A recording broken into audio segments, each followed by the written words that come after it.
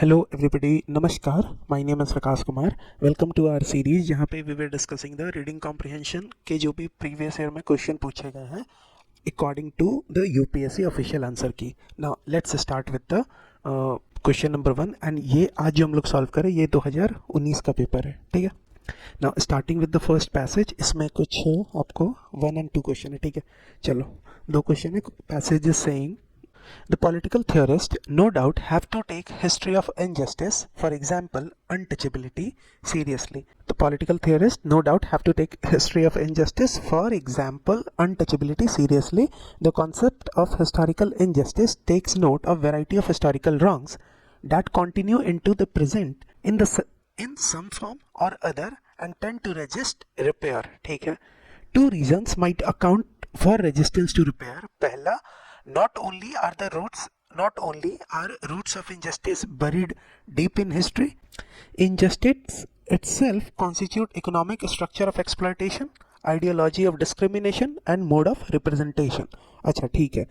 तो एक तो पहला कारण ये हो गया। The second reason is the category of historical injustice generally extend across number of wrongs such as economic deprivation, social discrimination and lack of recognition.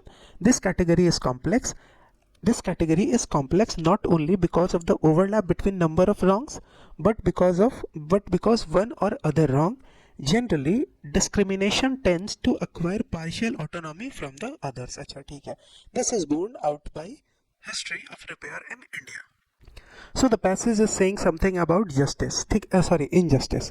अब देखते हैं क्वेश्चन क्या कह रहा है। What is the main idea that we can infer from the passage. अच्छा, ठीक है। तो untouchability in India has not been taken seriously by political theorist. Untouchability in India has not been taken seriously by political theorist. अब एक बात बताओ, यहाँ पे क्वेश्चन पूछ रहे हैं मेन आइडिया जो आप इन्फर कर सकते हो पैसेज से। अनटचेबिलिटी सिर्फ एक जगह वर्ड यूज किया गया है, एंड ये जो वर्ड यूज हुआ है ना, दिस वर्ड इज मतलब use just for an example, ठीक है। क्योंकि political theory no doubt have taken history of injustice seriously, ये बोल रहा है, ठीक है।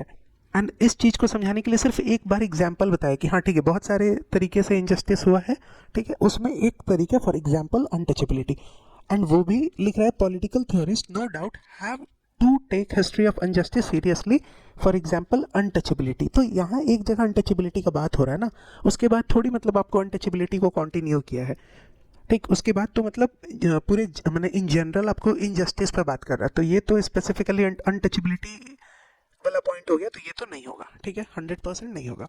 दूसरा, historical justice is inevitable in any society and is always beyond repair.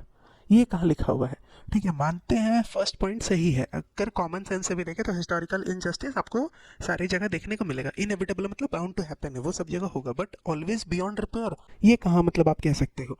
तो देखो, ये बोल रहा है कि रेजिस्टेंस टू रिपेयर है ना, कि मतलब रिपेयर होगा लेकिन ये रेजिस्ट करेगा, तो बाउंड टू मतलब बियॉन्ड रिपेयर, ये वाला पॉइंट तो सही नहीं बैठ रहा है। लेकिन अगर फिर भी डाउट लग रहा है तो आप इसको ऐसा टिक करके रखो, बाद में देखना। रीडिंग कॉम्प्रिहेंशन का एक ही मेथड है कि आप जो आपको रॉन्ग लग रहा है पहले तो आप उसको काट के हटाओ, फिर जो बचता है उसमें आप थोड़ा सा देखो कि अच्छा ये दोनों में किसको सिलेक्ट किया जाए, फिर आप आगे बढ़ोगे, ठीक है। तो मानते हैं अगर ये तो मेरे हिसाब से गलत है, लेकिन ठीक है।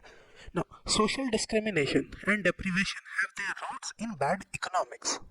नाउ अब ये चीज़ जो है ना, मतलब ये चीज़ बस एक जगह कहीं मेंशन है, ये प्रॉपर तरीके से लिखा हुआ नहीं है कि social discrimination and deprivation have roots in bad economics, ये कहीं नहीं लिखा हुआ है। अगर लिखा हुआ ये भी है तो यहाँ पे देखो क्या लिखा हुआ है कि जस्ट सेकंड, यहाँ लिखा हुआ है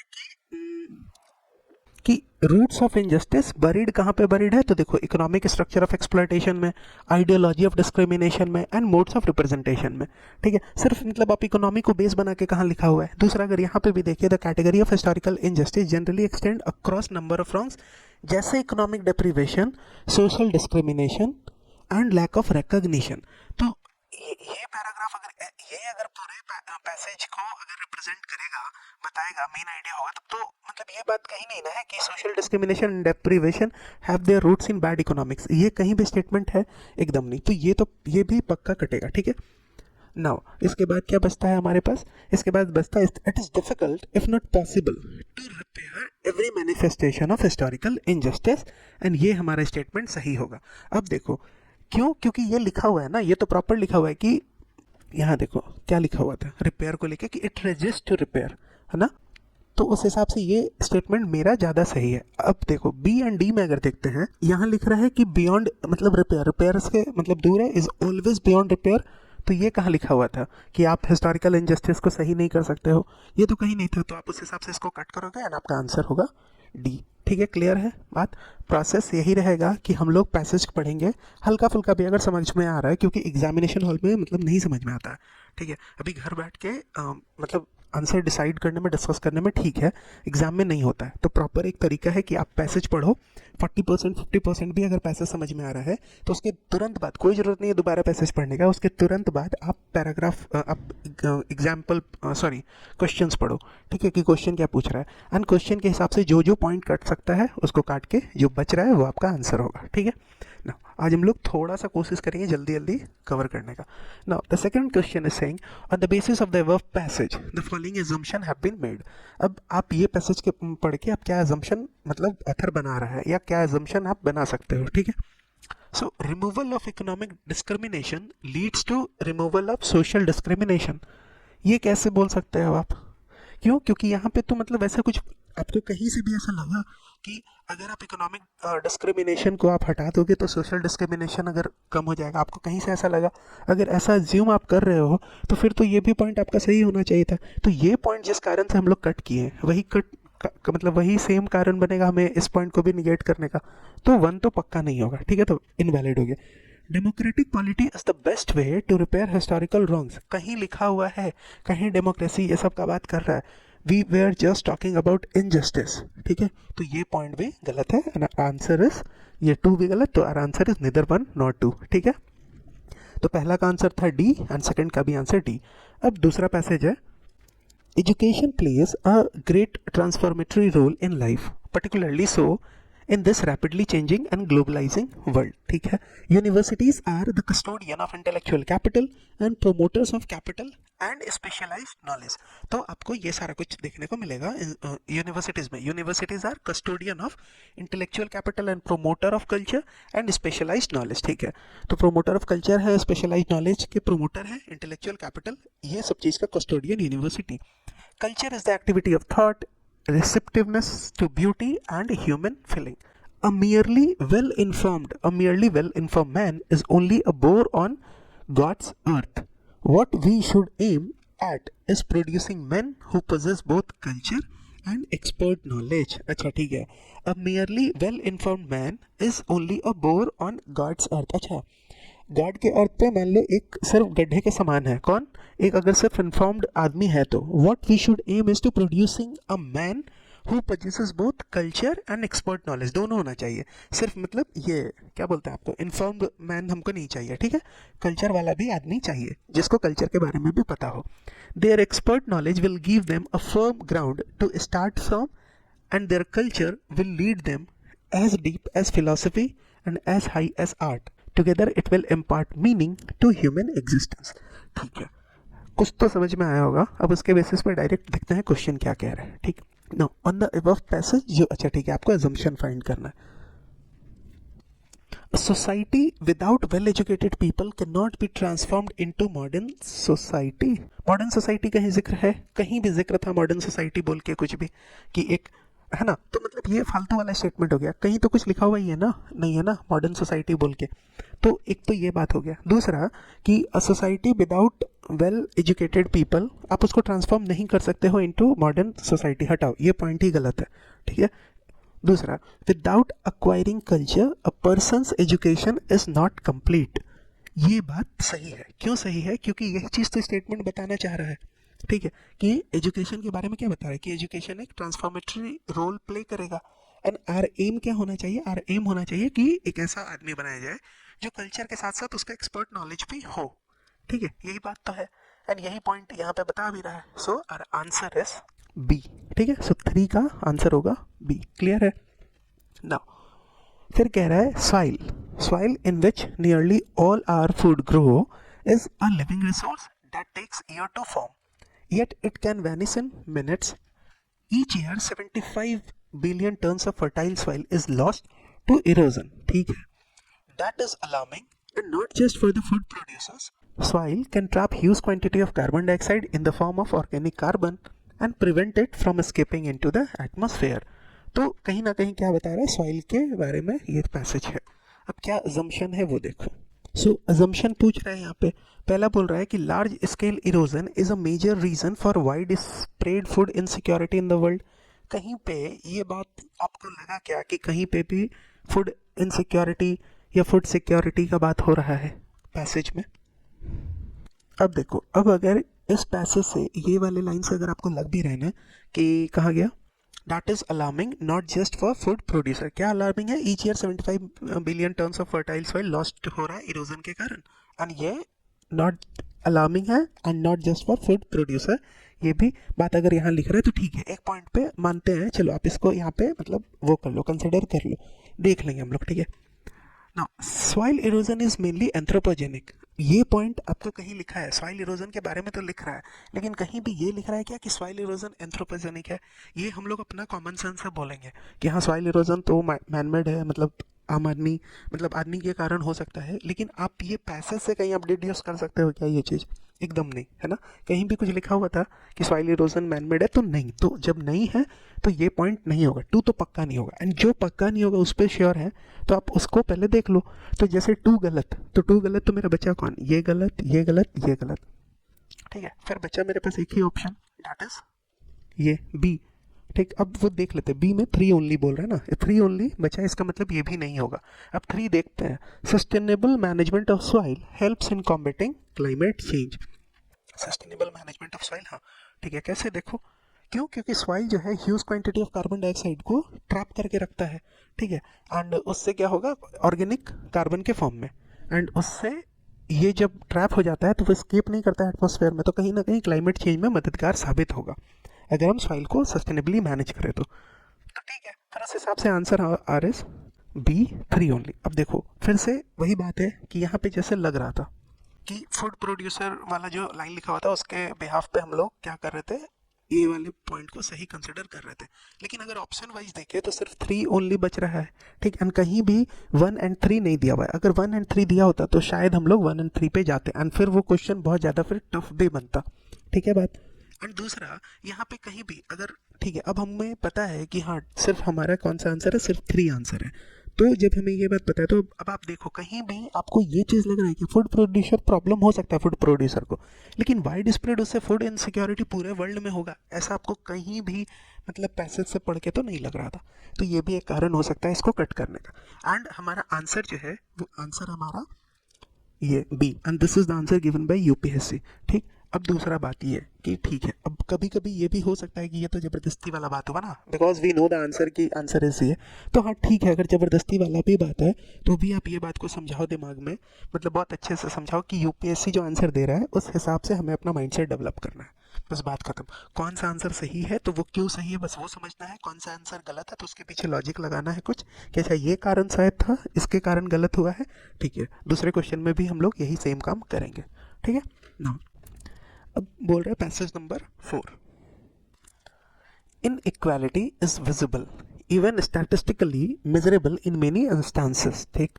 but economic power that drives it is invisible. अच्छा, जो इकोनॉमिक पावर के कारण आपको मतलब इनइक्वालिटी आ रहा है, हो रहा है, वो इनविजिबल है, भले आपको इनइक्वालिटी दिखे, एंड नॉट मेजरेबल. अच्छा ठीक है, तो economic power that drives it is invisible and not measurable. ठीक है. तो इसमें इकोनॉमिक पावर का कहीं तो बात हो रहा है.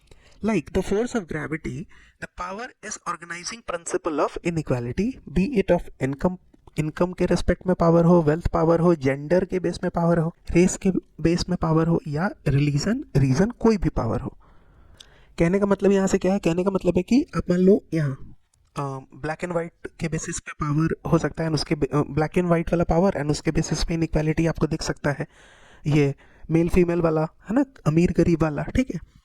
तो वही बोल रहा है, ये तो ठीक है, हमको एक बात समझ में आ रहा है कि इनइक्वालिटी विजिबल है, स्टैटिस्टिकली मेजरेबल भी है. जो इनइक्वालिटी जिस चीज़ के कारण हो रहा है, जैसे इकोनॉमिक पावर के कारण, वो इनविजिबल है एंड नॉट मेजरेबल है.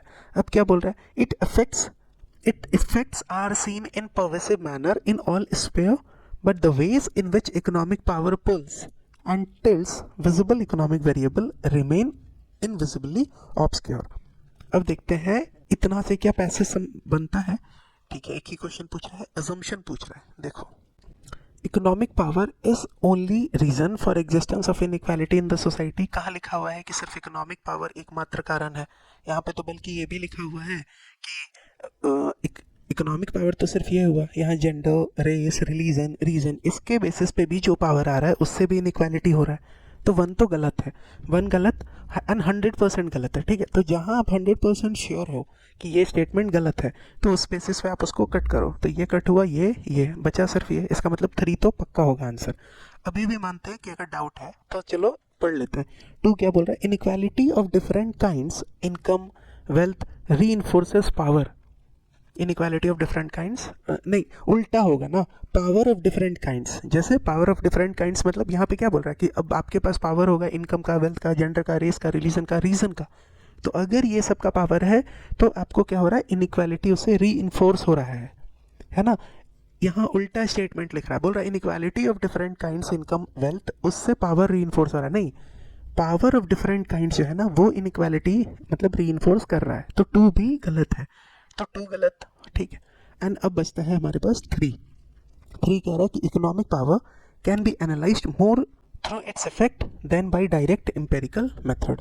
तो ठीक है ना, यहाँ पे भी वही बात बोल रहा था, इफेक्ट्स को लेकर कुछ तो बोल रहा था ना कि its effects are seen in pervasive manner in all sphere but the ways in which economic entails visible economic variable remain invisibly obscure. तो ये स्टेटमेंट जो है उस हिसाब से मेरे पास मतलब बचता है जो सही है। एंड एक बात और, ये स्टेटमेंट सिर्फ हमारा बचता है कब? बाकी स्टेटमेंट को कट करने के बाद। तो फिर हम लोग क्या कर सकते हैं? हम लोग फिर इस पे थोड़ा सा सोच सकते हैं कि हाँ ये स्टेटमेंट क्यों सही है, एंड पैराग्राफ भी बता रहा है कि ये स्टेटमेंट सही है। And now next question is passage 5। Question क्या कह रहा है? देखो, क्लाइमेट चेंज से जुड़ा हुआ है कि क्लाइमेट चेंज में actually benefit some plants by lengthening growing season and increasing carbon dioxide, yet other effects of warmer world such as more pest, drought, flooding will be less benign. अच्छा, how will the world adapt? How will the world adapt? Researcher project that by 2050 suitable cropland for 4 commodities maize, potato, rice, wheat will shift in some cases pushing farmer to plant new crops. Some farmland may benefit from farming, some farmland may benefit from warming but other won't. ठीक है, climate alone does not dictate yields. Political shift, global demand, agricultural practices will influence how farmer fare in the future. तो सिर्फ आपको climate ही एकमात्र कितना production होगा वो नहीं डिसाइड करेगा, ये सारे कुछ भी डिसाइड करेंगे। ठीक है, अब जो भी कुछ आपको समझ में आया है, अब उसके बेसिस पे हम लोग समझने का प्रयास करते हैं पैसेज क्या कह रहा है। तो देखो, हमें निकालना है यहाँ पे most logical and rational inference. ठीक है, मतलब आप ये पूरा पैसेज पढ़ के आप क्या कंक्लूजन निकाल सकते हो। The farmers who modernise their methods and diversify their field will be in an advantageous position in future. हाँ, पैराग्राफ से पढ़ के ये कहीं हद तक सही लग रहा है, लेकिन अभी रुकते हैं, दूसरा स्टेटमेंट देखते हैं। Climate change will adversely affect the crop diversity. ये कहाँ कह रहा है? ये तो बल्कि उल्टा फेवर में बात कर रहा है ना कि क्लाइमेट चेंज में actually benefit some plants by lengthening growing season and increasing carbon dioxide. तो ये तो मतलब वो वाला बात ही नहीं बोला ना जो यहाँ पे, यहाँ तो मतलब क्लाइमेट चेंज का देखो तो थोड़ा सा तारीफ ही किया है। तो ये एडवर्सली इफेक्ट वाला तो पॉइंट गड़बड़ है। Shifting major crops to new cropland will lead to great increase in total area under cultivation and thus an increase in overall agricultural production. देखो, अगर मेजर क्रॉप एरिया को न्यू क्रॉप लैंड पे हम लोग लेके जाएंगे तो उससे कैसे पता चलेगा कि टोटल एरिया वो बढ़ा है कि नहीं बढ़ा है? ठीक है, कैसे पता चलेगा? हो सकता है कि ये जो शिफ्ट कर रहे हैं तो यहाँ वाला चीज़ मतलब जहाँ से शिफ्ट किए हैं वो मतलब प्रॉपर तरीके से एकदम ख़त्म ही हो गया, तो अब जहाँ शिफ्ट किए वो थोड़ा ही सा शिफ्ट किए होंगे। तो शिफ्ट करने से आप ये कैसे बता सकते हो कि टोटल आपका एरिया बढ़ रहा है? ठीक, तो ये बात तो होगा नहीं, तो उस लॉजिक से ये हमारा खत्म होगा। एंड दूसरा, ये भी आप कैसे बोल सकते हो कि ओवरऑल प्रोडक्शन आपका बढ़ रहा है? कहीं लिखा हुआ था क्या? शिफ्ट को लेके क्या लिख रहा है कि shift case pushing farmer to plant new crops. ठीक है, नहीं, कहीं भी ऐसा नहीं लिखा हुआ है कि प्रोडक्शन वगैरह बढ़ेगा। ठीक है, तो ये भी स्टेटमेंट गलत हो गया। दूसरा लास्ट स्टेटमेंट है कि climate change is the most important factor affecting the agricultural economy in the future. ये कहाँ से हुआ? कहाँ से हुआ? क्यों? क्योंकि क्लाइमेट यहाँ तो लिख रहा है ना कि climate alone does not dictate the yield. Political shift है, ग्लोबल डिमांड कैसा है, एग्रीकल्चरल प्रैक्टिसेस कौन सा ही आप यूज़ कर रहा है फार्मर, ये सब चीज़ पे डिसाइड होगा। एंड कहीं भी स्टेटमेंट इज नॉट टॉकिंग कि क्लाइमेट चेंज या क्लाइमेट वो मोस्ट इंपॉर्टेंट फैक्टर है। क्लाइमेट के बारे में बात किया है, ऑब्वियसली हो सकता है कोई पैराग्राफ जो है वो पॉलिटिकल शिफ्ट पे लिख दे, कोई ग्लोबल डिमांड पे कोई पैसेज लिख दे, ठीक है। तो वैसे ही क्लाइमेट पे लिखा हुआ है, क्लाइमेट चेंज को मोस्ट इंपॉर्टेंट फैक्टर नहीं बताया, ठीक है। तो हमारे डी भी क्या हुआ उस लॉजिक से गलत होता है। तो फिर हमारे पास बचता है सिर्फ एक ऑप्शन, ये कि farmer who modernise their methods and diversify their field will be in advantageous position in future. Now question number 7, उसके लिए पैसेज है 6।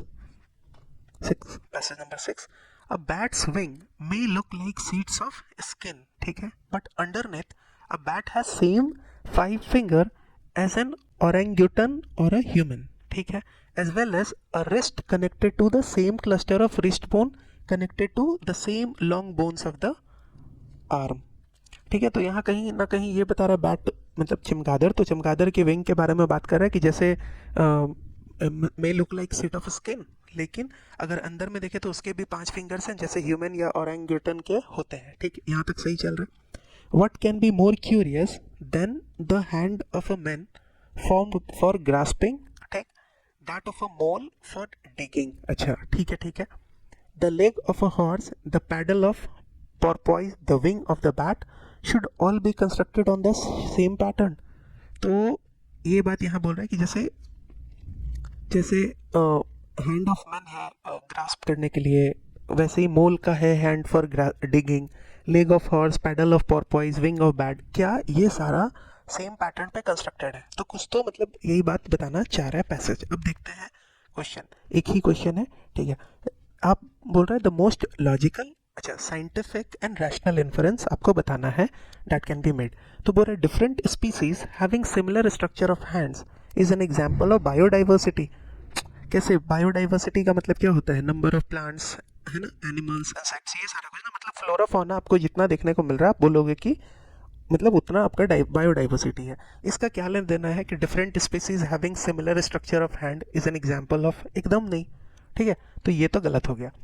दूसरा, limbs being used by different species for different kinds of work is an example of biodiversity, फिर से गलत है ना। एक लिम, अब वो 10 लोग 10 स्पीसीज अलग अलग तरीके के लिए यूज कर रहे हैं तो उसको बायोडाइवर्सिटी थोड़ी बोलोगे। बायोडाइवर्सिटी का मतलब सिंपल सा मतलब क्या है कि कितना फ्लोरा है कितना फौना है, बात खत्म, ठीक है। कितना डाइवर्स, कितने तरीके का डिफरेंट स्पीसीज है, वो स्पीसीज का जो वो लिम है वो लिम कौन से काम के लिए, उस is not an example of biodiversity. वही सेम लॉजिक यहाँ पे भी लग रहा है, तो ये भी गलत हुआ। एंड आपको अगर गलत नहीं भी लग रहा ना तो आप रुको 2 मिनट के लिए, ठीक है, आप दूसरा स्टेटमेंट देख लो, आपको खुद समझ में आएगा कि कौन सा होगा नहीं होगा। देखो, man and aforementioned animals having similar structure of limb is an example of coincidence in evolution. Man and aforementioned animals having similar structure of limb is an example of coincidence in evolution. तो अगर coincidence है तो फिर यहाँ पे लिखा हुआ है क्या? यहाँ पे लिखा हुआ है कि आपको साइंटिफिक इन्फरेंस बताना है। अगर मान लो कि वो भाग्य के बेसिस पे या फिर मान के कोइंसिडेंस क्या होता है कि तुक्का हो गया या कुछ ऐसा मतलब, तो वो क्या मतलब ये इधर इसका इवोल्यूशन हो रहा था, इसका इवोल्यूशन ऐसे हो रहा था, मतलब ऐसा तुक्का के कारण हो गया क्या कि दोनों सेम हो गया, ठीक है, सेम स्ट्रक्चर सिमिलर स्ट्रक्चर दोनों के हो गया। अगर तुक्का वाला बात आ रहा है, कोइंसिडेंस वाला बात आ रहा है, तो फिर तो ये साइंटिफिक नहीं रहा। तो ये तीनों कटा, ए बी सी तीनों। डी क्या कह रहे हैं? डी बोल रहा है कि man and the aforementioned animal have shared a evolutionary history. हाँ, हम लोग ये बोल सकते हैं कि जो इवोल्यूशनरी हिस्ट्री है मैन का या फिर जितने भी एनिमल्स का बात हुआ है वो सब क्या कर रहे हैं, एक इवोल्यूशनरी हिस्ट्री को शेयर कर रहे हैं कि जिस प्रकार से शायद इवोल्यूशन इसका हुआ वैसे इसका हुआ वैसे इसका हुआ, तो शायद ये लोग इवोल्यूशनरी हिस्ट्री को शेयर कर रहे हैं। ये थोड़ा सा ज़्यादा कॉम्प्रिहेंसिव आंसर हुआ। एंड हम लोग को कुछ पॉइंट जो हमेशा दिमाग में रखना है, पहला कि आंसर कट कर करके हमको सही आंसर की तरफ पहुंचना है, पहला बात। दूसरा बात ये कि हमें वो आंसर देखना है जो ज़्यादा कॉम्प्रिहेंसिव है, ठीक है। एंड डी जो है हमारा वो डी ज़्यादा कॉम्प्रिहेंसिव है, ठीक है। अब आता है क्वेश्चन नंबर 8, ठीक है, क्वेश्चन 8 है। अच्छा, एक ही क्वेश्चन है इसमें, passage 7। Around 56 million years ago, the Atlantic Ocean had not fully opened, and animals, perhaps including our primate ancestor, could walk from Asia to North America through Europe and across Greenland. Earth was warmer than it is today, but as the Paleocene epoch gave way to Eocene, it was about to get much warmer, still rapidly and radically. ठीक है. The cause was massive geologically sudden release of carbon. अब ये सब के कारण क्या हुआ? Sudden release of carbon, ये कारण था इसका. ठीक है, ये जो भी कुछ ऊपर हुआ अभी, मतलब आपको ये लिख रहा था ना, मच वार्मर, किसको बोल रहा था? Palaeocene epoch and eosin epoch के बारे में बात कर रहा था. फिर देखो, during this period called Palaeocene eosin thermal maximum, that is PETM, the carbon injected into the atmosphere was roughly the amount that would be injected today if humans burned all the earth's reserve of coal, oil, natural gas. अच्छा, इतना कुछ तो carbon जो है वो inject किया गया है जितना आप आज अगर करोगे, अगर आप सारे मतलब आप बर्न कर दोगे कोल रिजर्व को, ऑयल को, नेचुरल गैस को, तो जितना कार्बन मतलब आएगा, है ना, उतना कार्बन मान के चलो कि इंजेक्ट किया गया होगा. The PETM lasted for about 1,50,000 साल until the excess carbon was reabsorbed. It brought on droughts, flood, insect plague, and a few extinction. Life on Earth survived indeed. It prospered, but it was drastically different. Life जो है Earth पे survive भी किया, prosper भी किया, लेकिन क्या हुआ, बहुत वो अलग रहा. पहले जो लाइफ था वो अभी लाइफ बहुत डिफरेंट हो गया. ठीक है, यही बात कह रहा है. अब बोल रहे हैं एजम्पशन आपको फाइंड करना है. ठीक है, नाउ तो एजम्पशन है आपको फाइंड करना है. पहला है कि global warming has a bearing on planets biological evolution. Global warming has a bearing on, अच्छा ठीक है, हाँ सही बात है. यहाँ पे तो आपको कहीं ना कहीं वही चीज़ बता रहे हैं ना कि किस तरीके से वार्मर ये सारा कुछ रहा. एंड फाइनली जो भी कुछ लोग आपको क्या हुआ, यहाँ देखो, it brought drought, floods, insect plague, बहुत सारे एक्सटिंक्शन भी हुआ, मतलब बहुत फ्लोरा फोना रहे होंगे जो अब खत्म हो गए, एक्सटिंक्ट हो गए. लाइफ फिर भी सर्वाइव किया. ठीक है, तो हो सकता है एक पॉइंट पे कि ये सही है. तो अभी अगर आप श्योर नहीं हो तो इसको अभी रुकते हैं इस पे. ठीक है, फिर देखो, separation of land masses causes release of huge quantity of carbon into the atmosphere. Huge carbon तो रिलीज हुआ एटमॉस्फेयर में, बट ये कहाँ लिखा हुआ है कि it is because of separation of land mass? कहीं लिखा हुआ है क्या? जस्ट अ सेकेंड, नहीं ऐसा तो कहीं नहीं लिखा हुआ है ना. यहाँ लिखा हुआ है कि अर्थ जो आज वार्मर वार्म है उससे ज़्यादा वार्मर पहले था, मतलब ये पर्टिकुलर इपोक पे. लेकिन ये कहाँ लिखा हुआ? एंड ये गर्मी जो था ना, this is because of massive geological sudden release of carbon dioxide. And geologically sudden release लिखा हुआ है, ये कहाँ लिखा हुआ है कि अर्थ मूवमेंट के कारण या सेपरेशन के कारण हुआ है. तो आप 2 को तो कट करोगे, तो 2 अगर कट होता है मेरा तो ये जाता है, ये जाता है. ठीक है, 1 पे डाउट था. ठीक है, 1 पे डाउट था, तो देख लेते हैं एक बार. 2 अब बचता है 3, 4.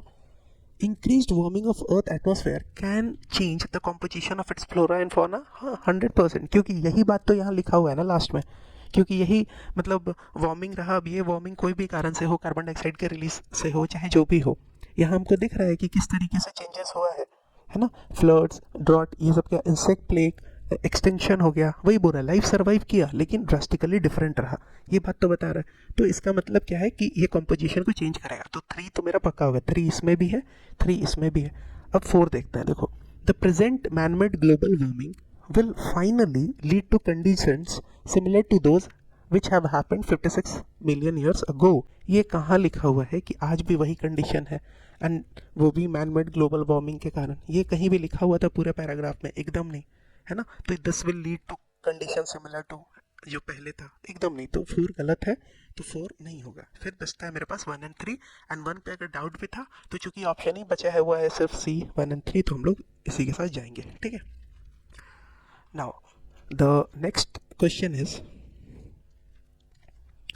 low-end IoT, that is Internet of Things devices. So low-end IoT devices are cheap commodity items, like items addressing security would add to cost. अच्छा ठीक है. So low-end IoT devices है, वो cheap commodity item है, लेकिन अगर उसमें security वाला फीचर डालते हैं तो that would add to the cost, मतलब फिर वो महंगा हो जाएगा.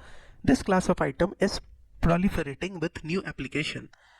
Mini home appliances, thermostat, security, monitoring devices and personal convenience devices are part of IoT. ठीक है, so are fitness tracker, certain medical implants, computer like devices like in automobiles. The IoT is expected to expand exponentially, but new security challenges are daunting.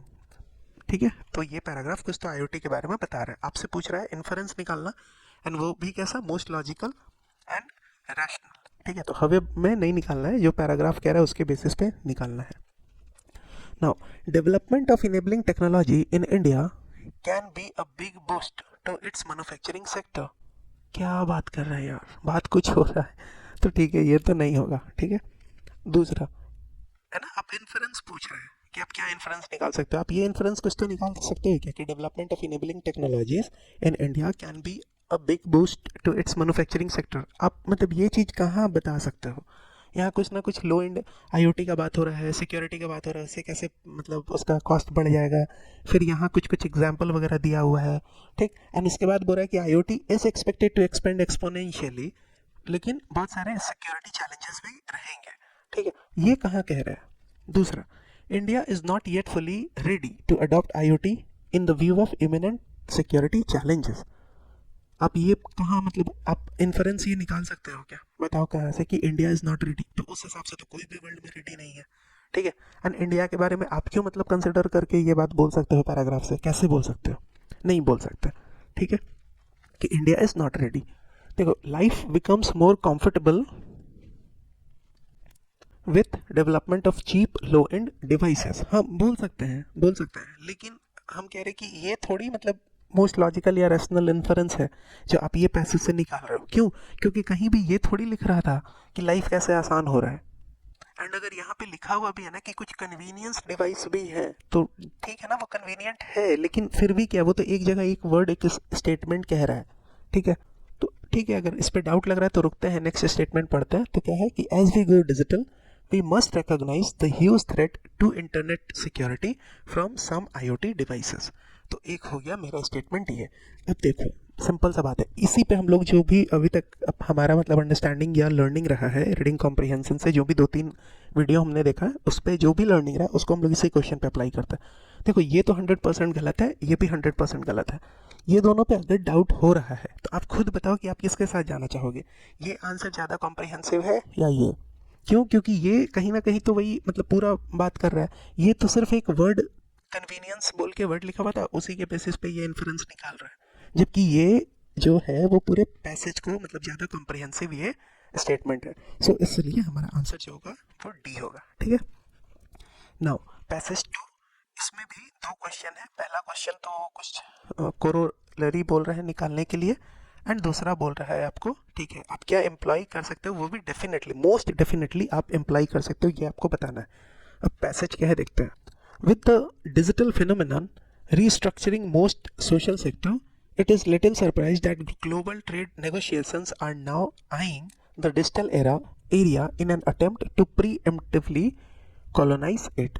ठीक है, big data is freely collected or mined from developing countries and converted into digital intelligence in developed country. तो big data आप कहाँ से collect और mine कर रहे हो, डेवलपिंग कंट्री से, and convert into digital intelligence in developed country. ठीक है, this intelligence begin to control different sectors and extract monopoly rents. A large foreign company providing cab service, for instance, is not a network of car and driver. It is digital intelligence about commuting, public transport, road, traffic, city events, personal behavior, characteristics of commuter and driver, and so on.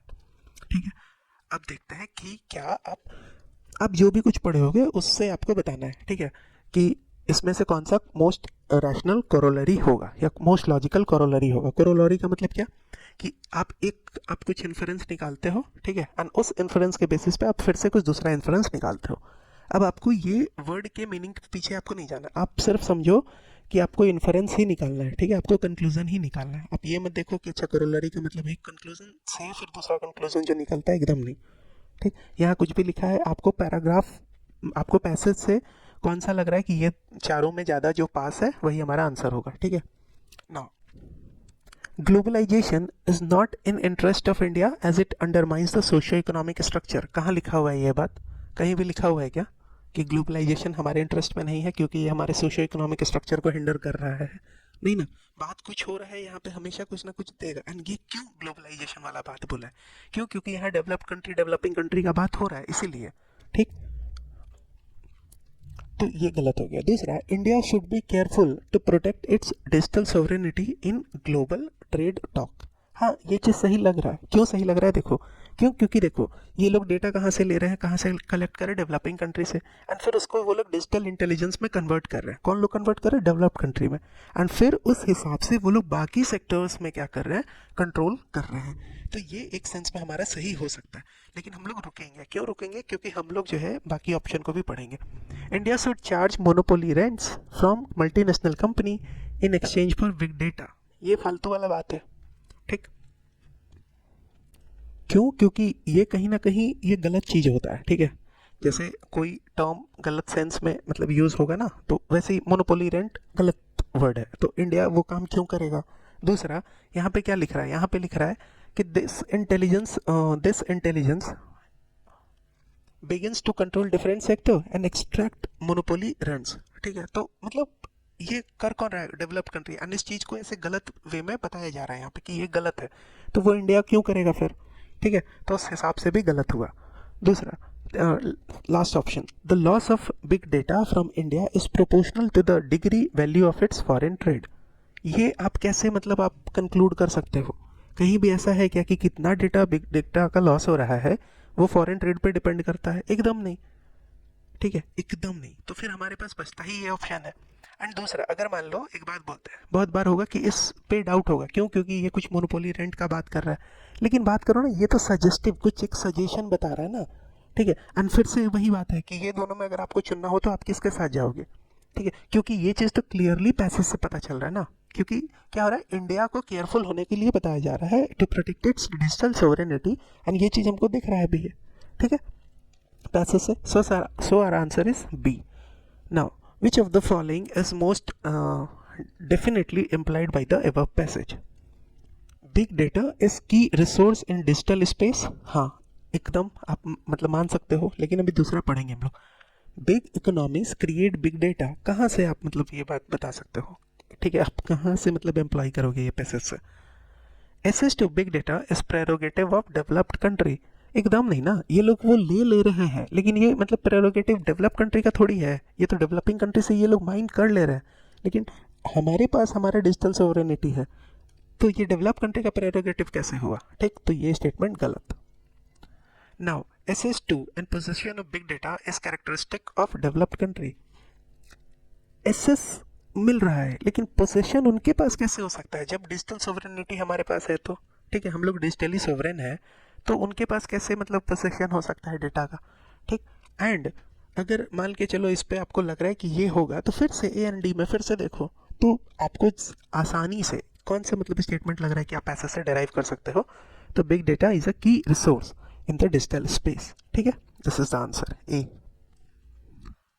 now 24 and 25 दो question पूछा है, देखते हैं जल्दी से। the rural poor across the world including India the rural poor across the world including India have contributed little to human induced climate change, yet they are on front line coping with its effect। ये लोग they have contributed little to human अच्छा, जो human induced climate change है ना, उसमें इनका contribution बहुत कम है। मतलब ये लोग कुछ बहुत खास किए नहीं है ह्यूमन इंड्यूस्ड क्लाइमेट चेंज, तो ये लोग का कोई गलती नहीं है ठीक है, but they are still on the front line in coping with its effect. तो क्लाइमेट चेंज के इफेक्ट को कोप करने में ये लोग फ्रंट लाइन पर खड़े हैं लोग, ठीक है, जबकि इनका गलती नहीं है। Farmers can no longer rely on historical averages for rainfall and temperature, and more frequent and extreme weather events such as drought and floods can spell disaster. And there are new threats such as sea level rise and the impact of melting glacier on water supply. How significant are small farms? As many as 2 billion people worldwide depend on them for their livelihood and food. ठीक है, smallholder farmer in India produce 41% of country's food grain and other food items that contribute to local and national food security। ठीक है, now what is the most logical and rational corollary to the passage? Simple सा बात है, inference पूछ रहा है, ठीक है, आप यही दिमाग में रख के सॉल्व करोगे। तो supporting small farmer is an important part of any agenda regarding environmentally sustainable development. हो सकता है, क्यों हो सकता है? क्योंकि एक तो इनका गलती नहीं है, ऊपर से सबसे ज़्यादा इन्हीं को प्रॉब्लम का सामना करना पड़ रहा है, सो सपोर्ट करना ज़रूरी भी है। दूसरा फिर ये भी बात तो है ना कि small holder farmer in India produce 41% of the countries food grain, तो उस हिसाब से भी ये स्टेटमेंट ठीक लग रहा है। दूसरा पढ़ते हैं, poor country have little role to play in mitigation of climate global warming, sorry in mitigation of global warming. ये कैसे मतलब बोल सकते हो आप? पुअर कंट्री का लिटिल रोल है to play in mitigation of global warming, ये सही नहीं है। Due to the large number of farmers household India will not have due to a large number of farmer household India will not have food security problem in the foreseeable future। so आने वाले जो future में India में ये food security का problem नहीं होगा। ये आप कैसे बोल सकते हो? क्यों? क्योंकि due to large number of farmer household, कहाँ लिखा हुआ है कि इंडिया में large number of household farmer है, large number of farmer household है, ये कहाँ लिखा हुआ है? यहाँ पे तो सिर्फ ये लिख रहा है ना कि जितने भी मतलब फार्मर है या जितना भी मतलब कंट्री में प्रोड्यूस फूड हो रहा है उसमें 41% आपको प्रोड्यूस कर रहे हैं ये स्मॉल होल्डर फार्मर, ठीक है? तो ये भी लॉजिक मतलब आप मतलब फालतू वाला बात है ये, ठीक? Now only small holder farmer in India can ensure food security, ये भी नहीं होगा, ठीक है? ये मतलब कैसे होगा? आप ओनली बोल के आप बता रहे हो, आप पूरा पैराग्राफ पढ़ लिया, आपको ये बात थोड़ी मतलब आप कंक्लूड कर सकते हो। तो फिर उस लॉजिक से सिर्फ बचता ये है, ये थोड़ा सा कॉम्प्रिहेंसिव भी है ना। पढ़ो एक बार कि supporting small farmer is an important part of any agenda regarding environmentally sustainable development, ठीक? अब 25 नंबर क्या बोल रहा है क्वेश्चन कि the above passage implies that there is a potential problem of food insecurity in India। हाँ, हो सकता है। क्यों? क्योंकि स्मॉल फार्मर पे मतलब वो लोग बहुत ज़्यादा 41% ऑफ द खाना प्रोड्यूस कर रहे हैं एंड उन लोगों को प्रॉब्लम का सामना करना पड़ रहा है बिकॉज ऑफ क्लाइमेट चेंज। तो पोटेंशियल लिख रहा है ना, पोटेंशियल प्रॉब्लम है, ठीक है? आप एम्प्लाई कर सकते हैं। दूसरा, India will have to strengthen its disaster management capabilities. हाँ, क्यों नहीं? ये भी सही है क्योंकि प्रॉब्लम तो हो ही रहा है ना, ठीक है? क्योंकि ये जो सारा threat because of more frequent and extreme weather event जैसे ड्रॉट, फ्लड, इसके कारण डिजास्टर आ रहा है, तो ये सब तो मतलब इंडिया के फार्मर को भी तो इफेक्ट डाल रहा है, ठीक? तो अब उस हिसाब से हमारा ये वाला मतलब ऑप्शन जो है वो भी अज्यूम करना सही होगा। तो आंसर इज 25 का C, that is B1 and both 1 and 2। फिर बोल रहा है यहाँ पे 26 नंबर क्वेश्चन है, एक ही क्वेश्चन इसमें पूछा है, इसमें फिर से आपको अजम्पशन फाइंड करना है, ठीक है? देखते हैं। A changing climate and the eventual efforts of government, however reluctant। अच्छा, ठीक है। एक changing climate and eventual efforts of government, however reluctant, इसका मतलब ये है कि गवर्नमेंट का जो efforts है भले वो गवर्नमेंट नहीं करना चाह रहा है, reluctant है, ठीक है? लेकिन eventual efforts of the government to deal with it could have a big impact on investors' return, ठीक? Companies that produce or use large number of fossil fuel will face higher taxes and regulatory burdens. Some energy producer may find it impossible to exploit their known reserves and can be left with stranded assets। अच्छा, कुछ energy producer के लिए may find it impossible to exploit their known reserves and वो क्या होगा? stranded assets के रूप में वो रह जाएगा। मतलब asset तो है लेकिन आप उस asset को use नहीं कर सकते, तो वो stranded assets हो जाएगा। जैसे deposit of oil, coal that have to be left in the ground। Other industry could be affected by economic damage caused by more extreme weather जैसे storm, floods, heat waves, drought। तो other industry भी affected होंगे, economic damage का सामना उनको भी करना पड़ेगा because of these extreme events, ठीक है? अब असम्पशन बोल रहा है क्या होगा इसमें से। सो देखो, जो पहले काट सकते हैं पहले उसको काट लेते हैं। So the government and the company need to adequately prepare to face the climate change. सही बात है, गलत तो नहीं लग रहा है, ठीक है? Extreme weather events will reduce the economic growth of government and company in future। ये कैसे बोल सकते हो आप? कहीं मतलब ऐसा लिखा हुआ है क्या कि एक्सट्रीम वेदर इवेंट होगा तो फिर इकोनॉमिक रिटर्न गड़बड़ हो जाएगा? क्यों? क्योंकि यहाँ तो इकोनॉमिक ग्रोथ का बात हो रहा है एंड वो भी मतलब गवर्नमेंट के इकोनॉमिक ग्रोथ का बात हो रहा है या कंपनीज का बात हो रहा है। यहाँ पे सिर्फ वो कंपनी का तो बात नहीं हो रहा है जो एनर्जी प्रोड्यूसर है, जो आपको ऑयल, गैस नहीं, जो आपको कोल ये सब में डील कर रहे हैं, उनका तो बात हो रहा था सिर्फ पैराग्राफ में। अब ये स्टेटमेंट से तो मतलब लग रहा है कि आप पूरे इकोनॉमी, पूरे कंट्री का बात कर रहे हो, तो ये तो गलत है, ठीक है। हो सकता है ना extreme weather event will reduce economic growth of government, तो हो सकता है ये ऐसे मतलब वो हो जो आपको एक्सट्रीम वेदर को रजिस्ट कर जाए, ऐसे कुछ कंपनी में मतलब कंपनी रहा होगा इंडिया में, ठीक है। तो ये टू वाला स्टेटमेंट गलत है, तो ये गलत हुआ, ये गलत हुआ, क्योंकि ये 100% गलत है। तो जो गलत है आपको वो बात समझना होगा। Ignoring climate change is a huge risk for investor, ये बात सही है। क्यों? क्योंकि देखो फर्स्ट स्टेटमेंट ही लिखा हुआ था कि changing climate and the eventual efforts of the government to deal with it could have a big impact on investor return, ठीक है। तो इसका मतलब है कि क्लाइमेट चेंज का रिटर्न पे असर पड़ेगा, इन्वेस्टर पे असर पड़ेगा, ठीक है। तो 3 ऑप्शन मेरा सही है। सो अब मेरे पास बचता है B 3 only and C 1 3 only. मतलब 3 तो ऐसे भी पता था कि 100% सही होगा। अब 1 क्या था कि government and company need to adequately prepare to face the climate change, and ये चीज सही है। सो उस लॉजिक से our assumption is C 1 and 3 only, ठीक है। Now next passage is SS2 schooling for those coming of school age is close to universal. SS2 schooling for those coming to school age is close to universal, but SS2 quality exhibit a sharp gradient with socio-economic status, ठीक है।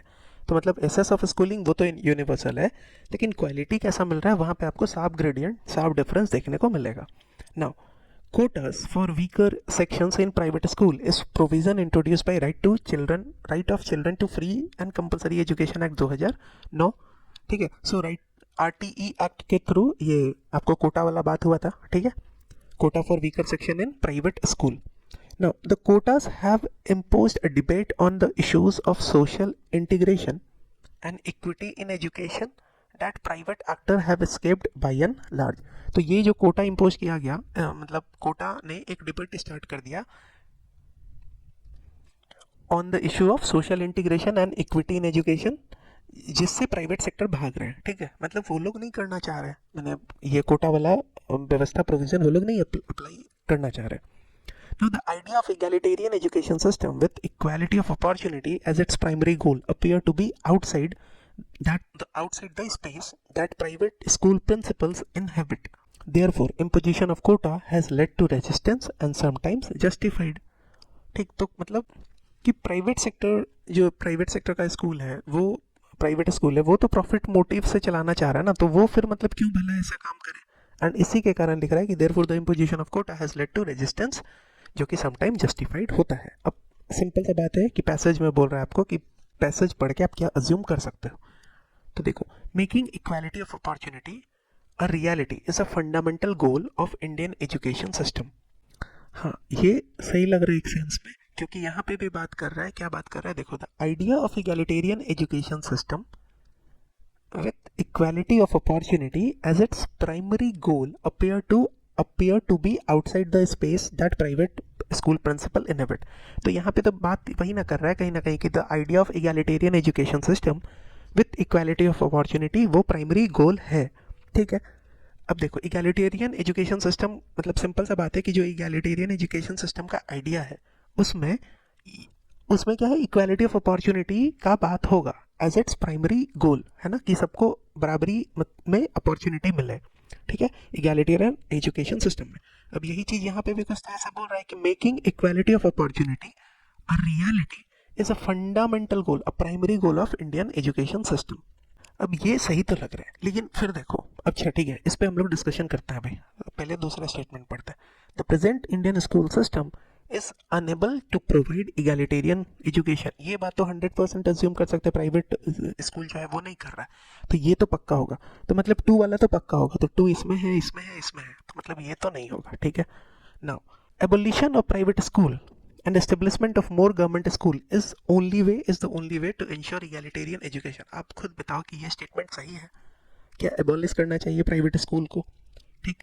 तो फिर मतलब आप मतलब India को भी दिमाग में रख के अगर सोचोगे पैराग्राफ के बेसिस पे तो मतलब ठीक ही है कि ये गलत स्टेटमेंट है। अगर इंडिया के बेसिस पे भी मतलब सोच रहे हो इन जनरल आउटसाइड पैसेज जाके भी सोचते हो तो भी ये स्टेटमेंट गलत है ना, एबॉलिश कैसे कर सकते हो, ठीक है। एंड अगर मान लो मोर गवर्नमेंट स्कूल्स भी आप ला रहे हो, तो how is that only way to ensure egalitarian education. तो 3 तो गलत होगा, तो 3 गलत हुआ, तो ये भी मेरा चला गया।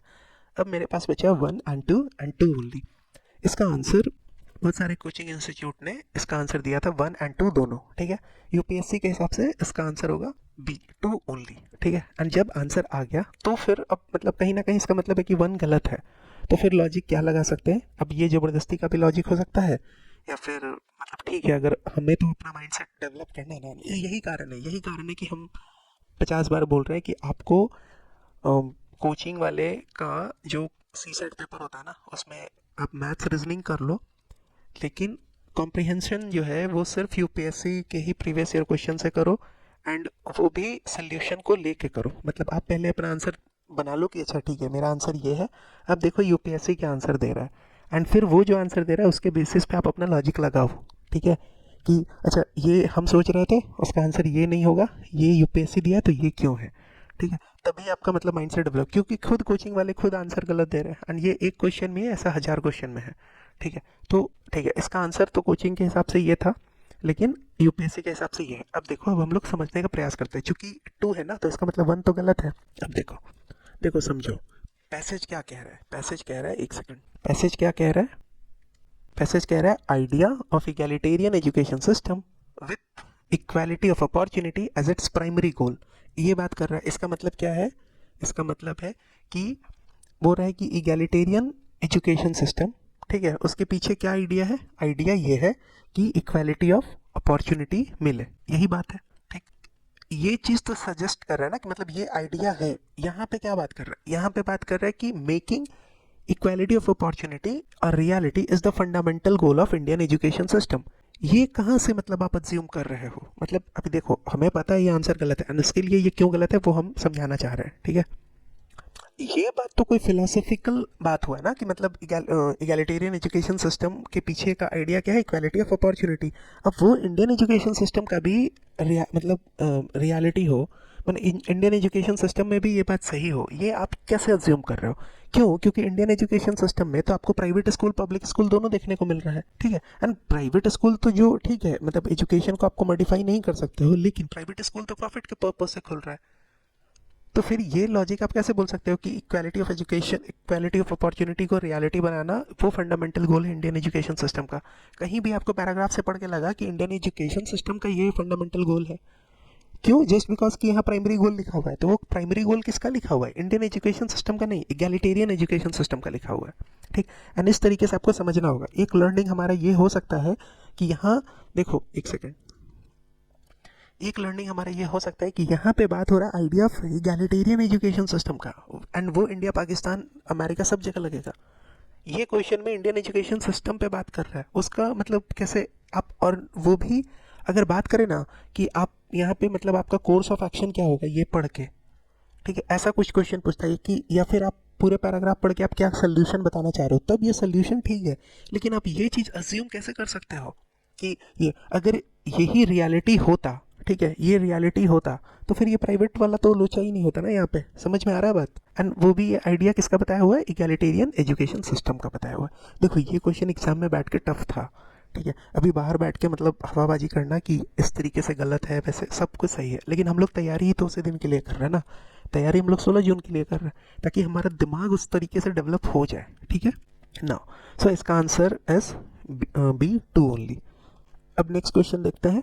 इसमें भी आपको बोल रहा है most logical rational crucial message जो आप पैसेज से कन्वे कर सकते हो। देखते हैं। A majority of TB infected in India, a majority of TB infected in India are poor and lack sufficient nutrition, suitable housing, and have little understanding of prevention. ठीक।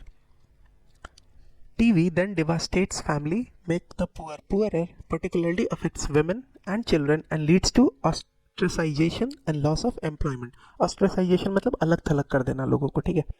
The truth is that even if TB does not kill them, hunger and poverty उसको मार ही देगा because of गरीबी, जो गरीबी आ रहा है TV के कारण, ठीक है। क्यों? क्योंकि पैसा खर्च हो रहा है, उसको नौकरी छोड़ के बैठना पड़ रहा है, तो गड़बड़ है हिसाब किताब। अब उसके कारण क्या हो रहा है? उसको गरीबी है, एंड गरीबी है तो पैसा नहीं है, तो पैसा नहीं है तो भूख से भी मर जाएगा, अगर भले वो टीवी से ना भी मरे। यही बात यहाँ बोल रहा है। Another truth is that deep seated stigma, lack of counseling, expensive treatment, and lack of adequate support from providers and family, coupled with torturous side effects, demotivate the patient to continue treatment, with disastrous health consequences. तो ये सारी चीज़ों के कारण क्या कर रहा है, वो ट्रीटमेंट अपना कंटिन्यू नहीं रख रहा है। ठीक है, हाँ, अब देखो क्या है most logical rational crucial message. ठीक है, अब पैसेज से तो अब सबसे पहला स्टेटमेंट पढ़ो कि TV is not a curable disease in Indian circumstances. फालतू सा बात है। ठीक, क्यों फालतू है? क्योंकि मान लो 10 लोग को टीवी हुआ है, 10 लोग में 5 लोग डिमोटिवेट हो रहे हैं, है ना।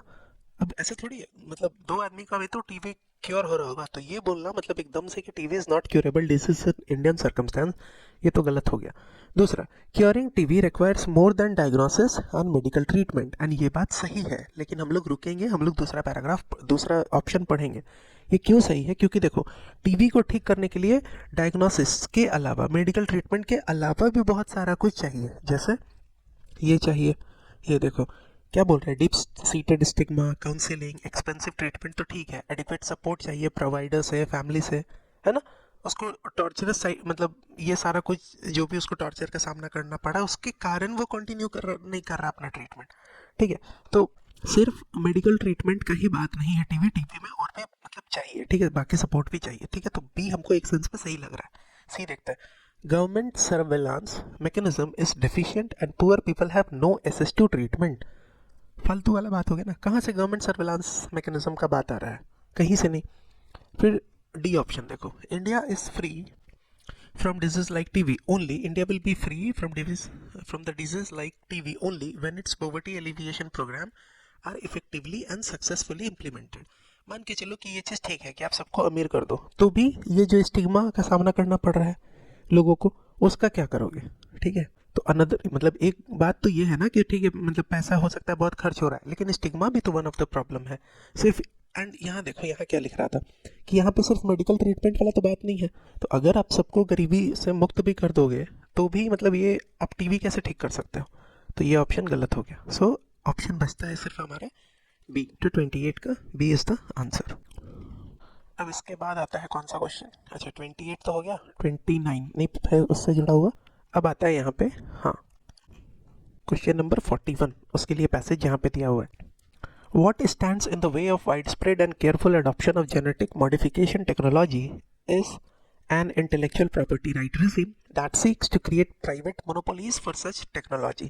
ठीक है, तो careful adoption, widespread adoption GM technology का हो, उसके बीच में क्या चीज़ बाधा पड़ रहा है? तो आईपीआर regime। ठीक है, now if GM technology is largely corporate driven, it seeks to maximize profit and that too in short run.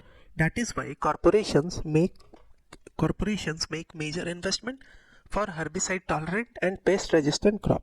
Such properties have only a short window. As soon enough pests and weeds will evolve to overcome such resistance. ठीक है, this suits the corporation। क्या कह रहा है? Simple बात है कि GM technology तो बहुत सारे कारण से बनाया जा सकता है, लेकिन कॉर्पोरेट सर बना रहे किसको? ये herbicide tolerant and pest resistant tolerant वाला क्रॉप वो लोग बना रहे हैं। ठीक है, पेस्ट रेजिस्टेंट क्रॉप बना रहे हैं, एंड इसका भी ये छोटे समय के लिए ही चलेगा। मान लो क्यों? क्योंकि आप एक पर्टिकुलर क्रॉप है, अब उस क्रॉप को ये पेस्ट इन्फेक्ट करता है, ठीक है, या उसको खराब करता है ये पर्टिकुलर पेस्ट। आपने एक जीएम क्रॉप बनाया, अब इस पे ये पेस्ट अटैक नहीं कर रहा है, लेकिन धीरे धीरे क्या हो रहा है, ये मतलब धीरे धीरे क्या कर रहा है, ये पेस्ट जो है इसको समय के साथ इवॉल्व हो रहा है ये पेस्ट, एंड ये अब इसको इफेक्ट कर रहा है। तो ये तो थोड़े ही दिन के लिए चला ना, तो फिर क्या कर रहे हैं कंपनी, फिर अब नया जीएम क्रॉप बनाएगा, अब मतलब ताकि अब फिर से ये अटैक नहीं कर पाए। तो वही बात बताना चाह रहा है कि ये साइकिल तो चलता रहेगा नाउ। फिर यहाँ पे क्या, अच्छा अब ये चीज़ ऑब्वियसली कॉर्पोरेशन को सूट करेगा। तो the national farmer commission pointed out that priority must be given in genetic modification to incorporation of genes that can help impart resistance to drought, salinity and other stress। तो national farmer commission क्या बात कर रहे हैं कि ठीक है आप ये पेस्ट रेजिस्टेंट वगैरह जो बना रहे हो बनाते रहो, लेकिन प्रायोरिटी देना है किसमें? आप ऐसे जीन को इम्पार्ट करो उसमें क्या बोलते हैं यार, क्रॉप में, जिसके थ्रू मतलब वो क्रॉप रेजिस्टेंट टू ड्रॉट हो, सैलिनिटी हो या अदर स्ट्रेसेस को रेजिस्ट करे, ऐसा कुछ तो क्रॉप आप डेवलप करो। नाउ यहाँ पे 2 क्वेश्चन है। ठीक है, पहला क्वेश्चन बोल रहा है, क्वेश्चन नंबर 41 मैसेज का बात कर रहा है। So most logical rational crucial message जो आप कन्वे कर रहा है ये एबव पैसेज। तो public research institution should take a lead in GM technology and prioritize technology agenda. एक सेंस में सही लग रहा है, क्यों? क्योंकि प्राइवेट वाले तो अपना मतलब सिर्फ अपना इंटरेस्ट साध रहे हैं। ठीक है, वो लोग तो मतलब सिर्फ जहाँ पे प्रॉफिट आ रहा है बस वो काम कर रहा है, बाकी जो टॉलरेंट क्रॉप बनाना है, जैसे यहाँ पे लिखा हुआ था ना ड्रॉट वगैरह, ड्रॉट टॉलरेंट या सैलिनिटी को बर्दाश्त कर सके, इस तरीके का तो वो लोग बना नहीं रहे, तो एक सेंस में सही लग रहा है। अब यहाँ देखो, developing country should raise this issue in WTO and ensure abolition of IPR. IPR को फिर से खत्म करने वाला बात, जैसे अभी अभी थोड़ी देर पहले देख रहे हैं कि इस प्राइवेट स्कूल को बंद करने का बात कर रहे हैं, तो वो लॉजिक से तो ये स्टेटमेंट गलत है ना। अब कैसे मतलब, और दूसरा डब्ल्यूटीओ में रेज करना है ऑप्शन, कुछ भी लिखा हुआ है, ठीक है, तो ये खत्म होगा। Private corporation should not be allowed to do agri business in India, particularly the seed business. अब आप खुद बताओ ये काम आप कर सकते हो इंडिया में? Because India is a democratic country and यहाँ इंडिया लिखा हुआ है, मतलब हवे में तो बात हम भी नहीं बोल रहे, इंडिया लिखा हुआ है, तो आप खुद से ये चीज़ लॉजिक लगाओ ना। एंड कभी भी ना मतलब एक्सट्रीम देखो ना, यहाँ पे एक्सट्रीम स्टेटमेंट है, यहाँ बोल रहा है कि आईपीआर को ख़त्म करो, यहाँ बोल रहा है कि इनको एग्री एग्री बिजनेस करने मतलब बंद कर दो, मत करने दो, ठीक है। नाउ डी क्या बोल रहा है, present Indian circumstance do not favour cultivation of genetically modified crops. अब बताओ ये कहाँ कहीं लिखा हुआ है कि आज जो इंडियन सर्कमस्टेंसेस है वो फेवर नहीं कर रहा है? क्यों? क्योंकि मतलब ये लोग तो ग्रो तो कर ही रहे हैं ना, ये लोग प्राइवेट वाले क्या कर रहे हैं, अपने इंटरेस्ट के हिसाब से ग्रो कर रहे हैं, तो ये बात तो गलत हो गया, ठीक है। फिर बचता है हमारे पास यही ऑप्शन कि पब्लिक रिसर्च इंस्टीट्यूशन को लीड लेना होगा, ठीक है। यहाँ पब्लिक इंस्टीट्यूशन अगर लीड ले रहा है तो प्राइवेट खत्म नहीं हो रहा, ठीक है, बस ये लोग आगे बढ़ के काम करेंगे एंड प्रायोरिटाइज करेंगे टेक्नोलॉजी एजेंडा को, ठीक है। Option A. 42 क्या बोल रहा है कि on the above passage assumption पूछ रहा है, सिंपल सा बात है। The issue of effects of natural calamities on agriculture is not given due consideration by GM Technology Company। हाँ, यही चीज़ तो मतलब लास्ट लाइन में यही चीज़ तो लिखा हुआ था ना, तो ये तो सही है। दूसरा, in long run GM Technology will not be able to solve agricultural problem arising due to global warming। मतलब हवा में कहीं से भी कुछ भी बोल रहा है, ये बात आप कहाँ से मतलब बोल सकते हो, ठीक है। मतलब ये तो कहीं मतलब है ना, नॉर्मल सेंस, नॉर्मल मतलब भी आप देखो तो भी गलत है एंड पैसेज के हिसाब से भी गलत है, कहीं तो ये बात नहीं थोड़ी बोल रहा है, ठीक है, तो ये गलत हो गया, सिर्फ ए होगा 42 का A. Clear? Most invasive species are neither terribly successful nor very harmful. Most invasive species neither terribly successful nor very harmful. Britain's invasive plants are not widespread, not spreading especially quickly, and often less of nuisance than vigorous natives such as bracken. The arrival of new species almost always increases biological diversity in the region. In many cases, a flood of newcomers drives no native species to extinction. One reason is that invaders tend to colonize disturbed habitats like polluted lakes and post-industrial wasteland where little else lives. They are nature opportunists. So simple देखें तो जो हम लोग मतलब invasive spaces को लेके गलत गलत समझते हैं, तो यहाँ पे मतलब उसको बोला जा रहा है कि वो उतना भी गलत नहीं है, ठीक है।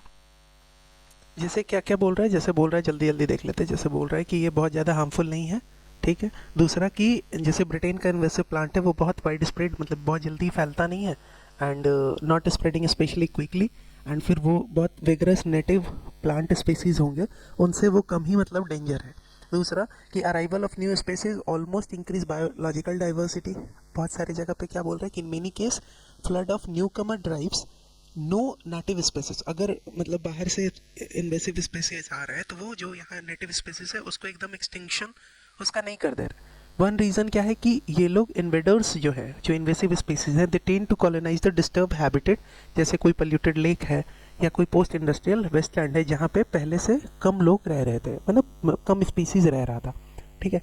तो सिंपल बात है कि ये लोग नेचर के अपॉर्चुनिस्ट हैं, ठीक है। तो मतलब यहाँ पे एक सेंस में देखो तो मोस्ट इन्वेसिव स्पीसीज को थोड़ा सा पॉजिटिव सेंस में ही लिखा हुआ है। अब आपको बोल रहा है कि मोस्ट लॉजिकल या रैशनल इन्फरेंस बताने। Invasive species should be used to rehabilitate desert area and westland of a country। तो ये बताओ ये बात कहीं मतलब मेंशन है या ये इन्फर करना सही रहेगा? ठीक है, पॉजिटिव सेंस में बता रहा है, लेकिन ये आप इन्फर कर सकते हो क्या? ठीक। दूसरा, लॉज अगेंस्ट, क्यों? क्योंकि इन्वेसिव स्पेसीज क्या बोल रहा है कि जितना आप खराब समझ रहे हो ना उतना खराब नहीं है, पैसेज ये बता रहा है। Laws against introduction of foreign plants are unnecessary. ये तो फालतू का बात है ना, कहीं लॉज रूल्स रेगुलेशन नियम कानून कुछ भी बात हुआ है पैसेज में नहीं, तो हम लोग ये इन्फर नहीं करेंगे। समटाइम्स कभी कभी campaign against foreign plants are pointless. ये एक सेंस में सही लग रहा है, बताते हैं क्यों। Foreign plants should be used to increase the biodiversity of the country. अरे भाई वो इन्वेसिव प्लांट जो है ना वो गड़बड़ कर रहा है, बस पैसेज क्या बोल रहे हैं कि आप जितना सोच रहे हो ना उतना गड़बड़ नहीं कर रहा है वो। तो वही तो है ना कि कभी कभी ये जो कैंपेन होता है ना फॉरेन प्लांट्स के कंपेरिजन मतलब रिस्पेक्ट में, वो पॉइंटलेस है, कभी कभी पॉइंटलेस है, सम टाइम पॉइंटलेस है ये बात। तो उस हिसाब से आंसर इज 43 का सी। ठीक है, क्लियर है। बाकी जो होगा वो क्यों नहीं होगा वो भी क्लियर है। Now the next is passage number 3। कितना क्वेश्चन है इसमें? इसमें भी एक क्वेश्चन है एंड इसमें कुछ अजम्पशन पूछा है। ठीक है, पहले पैसेज पढ़ते हैं। Diarrheal death among Indian children are mostly due to food and water contamination, use of contaminated groundwater and unsafe chemicals in agriculture, poor hygiene in storage and handling of food items to food cooked and distributed in unhygienic surroundings. There are many factors that need regulations and monitoring. People need to have awareness of adulteration and ways of complaining to relevant authorities. Surveillance of food-borne diseases involves a number of government agencies and entails a good training of inspection staff. सही बात है. Considering the proportion of urban population that depends on the street food for its daily meal, investing in training and education of a street vendor is of great importance या great significance. तो पूरा passage क्या कह रहा है कि diarrhoeal death जो है वो mostly food and water contamination के कारण हो रहा है। अब ये contaminated ground water, unsafe chemical जैसे एग्रीकल्चर हो गया, पुअर हाइजीन स्टोरेज में, या फिर आप देखो handling of food items to food cooked, है ना, या ये सारी जगह पे डिस्ट्रीब्यूटेड इन अनहाइजीनिक सराउंडिंग्स, ये सारी जगह पे आपको फैक्टर्स, ये सारे फैक्टर्स जो है ना, यहाँ पे आपको रेगुलेशन चाहिए, प्रॉपर मॉनिटरिंग चाहिए। इसके लिए लोगों को हमें अवेयर करना होगा, लोगों को हमें अडल्ट्रेशन के बारे में बताना पड़ेगा, लोगों को कंप्लेन कैसे किया जाता है उसके बहुत सारे वेज बताने होंगे। एंड अगर गवर्नमेंट को सर्वेलेंस करना है तो गवर्नमेंट के स्टाफ को प्रॉपर तरीके का ट्रेनिंग चाहिए, क्योंकि आप सिर्फ सर्वेलेंस मतलब आप आदमी रख लेने से नहीं होगा, आपको प्रॉपर ट्रेनिंग किया हुआ आदमी चाहिए जो बता सकता है कि हाँ ये फूड सही है खाना या नहीं है। ठीक है। दूसरा कि कंसिडर अगर हम लोग करते हैं जो प्रोपोर्शन ऑफ अर्बन पॉपुलेशन जो लोग स्ट्रीट फूड खा रहे हैं, ठीक है, फॉर इट्स डेली मील, तो ये जो ट्रेनिंग वगैरह पे हम लोग खर्च कर रहे हैं ना स्टाफ के, या फिर एजुकेशन ऑफ स्ट्रीट वेंडर पे, वो भी बहुत सिग्निफिकेंस काम रहेगा। ठीक है, तो ये कुछ तो बात हो रहा है। अब असम्पशन क्या है वो देखो। Food safety is a complex issue and that calls for a multi-pronged solution. आप एक बात तो समझ ही सकते हो क्यों, क्योंकि अभी हम लोग पढ़ चुके हैं कि बहुत सारे इश्यूज हैं इसमें, एंड हमें सिर्फ एक तरफा काम नहीं चाहिए, एक चीज़ करने से सोल्यूशन नहीं मिल जाएगा, मल्टी-प्रॉन्ग्ड सोल्यूशन चाहिए। तो वन तो पक्का होगा। Great investment need to be made in developing the man power for surveillance and training. Obviously ये तो सही बात लिखा हुआ ही है ना, कि उसमें तो हमको मतलब लगाना ही पड़ेगा, अवेयरनेस क्रिएट करना है, स्टाफ को ट्रेन करना है। India needs to make sufficient legislation for governing food processing industry. यहाँ फूड प्रोसेसिंग इंडस्ट्री का बात कर रहा है, ऊपर में बात कर रहा है स्ट्रीट फूड का, है ना, तो उसको लेके लेजिस्लेशन का बात कर रहा है। कहीं आपने पैसेज में पढ़ा, आपको कहीं ऐसा लगा कि there is need to have a legislation या law and that too with respect to food processing sector? एकदम नहीं। तो ये ऑप्शन तो नहीं होगा। ठीक है, ये अज्यूम ही करना बेकार है। तो 3 गलत 3 गलत 3 गलत, एंड हमें शुरू से पता है कि 1 और 2 सही है हमारा। ठीक है, एंड अगर नहीं भी पता होता है तो आप चुपचाप ऐसे करके चलते कि हाँ ठीक है हम लोग को इस पे डाउट है, इस पे डाउट है, एंड फिर ये तो डेफिनेटली कटता। अगर ऐसे भी जाते तो भी हमारे पास आंसर मिलता हमें 44 का ए, दैट इज 1 और 2 ओनली। ठीक है, नाउ क्वेश्चन नंबर 45। इसमें क्या कह रहा है? इसमें बोल रहा है the passage seems to argue. अब क्या पैसेज आर्ग्यू करना चाह रहा है? ठीक है, तो पैसेज पढ़ते हैं जल्दी से। The interest of working and poor people have historically been neglected in planning of our city. तो प्लानिंग, सिटी को प्लान करने में ये शुरू से poor people and working people के को नेग्लेक्ट किया गया है। Our cities are increasingly intolerant, unsafe, unlivable place for large number of citizens, and yet we continue a plan via old ways. The static development plan that draws exclusively from technical expertise, distanced from people's life experience and needs, and actively excluding large number of people, places, activities, practices that are an integral part of city. तो simple सा बात है कि शुरू से इन लोगों को exclude किया गया है, नेग्लेक्ट किया गया है, एंड जो सिटी प्लानिंग वगैरह हो रहा है, ठीक है, वो कैसा हो रहा है? तो वो आज भी स्टैटिक डेवलपमेंट प्लान है, जहाँ पे टेक्निकल एक्सपर्टीज पे सिर्फ काम हो जा रहा है। ये टेक्निकल एक्सपर्टीज जो लोग प्रोवाइड कर रहे हैं, ये लोग को दूर दूर से मतलब दूर दूर तक कोई रास्ता नाता नहीं है कि असली में लोग क्या एक्सपीरियंस कर रहे हैं, असली में लोगों का क्या ज़रूरत है। ठीक है, तो यही कुछ तो बात कह रहा है। अब देखते हैं कि आप क्या आर्ग्यू कर सकते हैं। The passage seems to argue against the monopoly of builder and interest of elite group, एकदम नहीं। ठीक है, क्योंकि सिटी प्लानिंग का बात हो रहा है ना, एंड यहाँ पे कहीं भी बिल्डर के मोनोपोली या क्या हो रहा है कि हाँ टेक्निकल एक्सपर्टीज प्रोवाइड करने वाले लोग सिर्फ मतलब सिटी प्लान पे काम कर रहे हैं। पैराग्राफ तो सिर्फ ये बताना चाह रहा है, कॉमन आदमी को इग्नोर किया जा रहा है, ये बताना चाह रही। ठीक है, तो ये तो नहीं होगा। दूसरा, against the need for global and smart cities, ये कहाँ मतलब है, मतलब ठीक है हटाओ, ये भी ऑप्शन नहीं है। In favour of planning cities mainly for working class and poor people.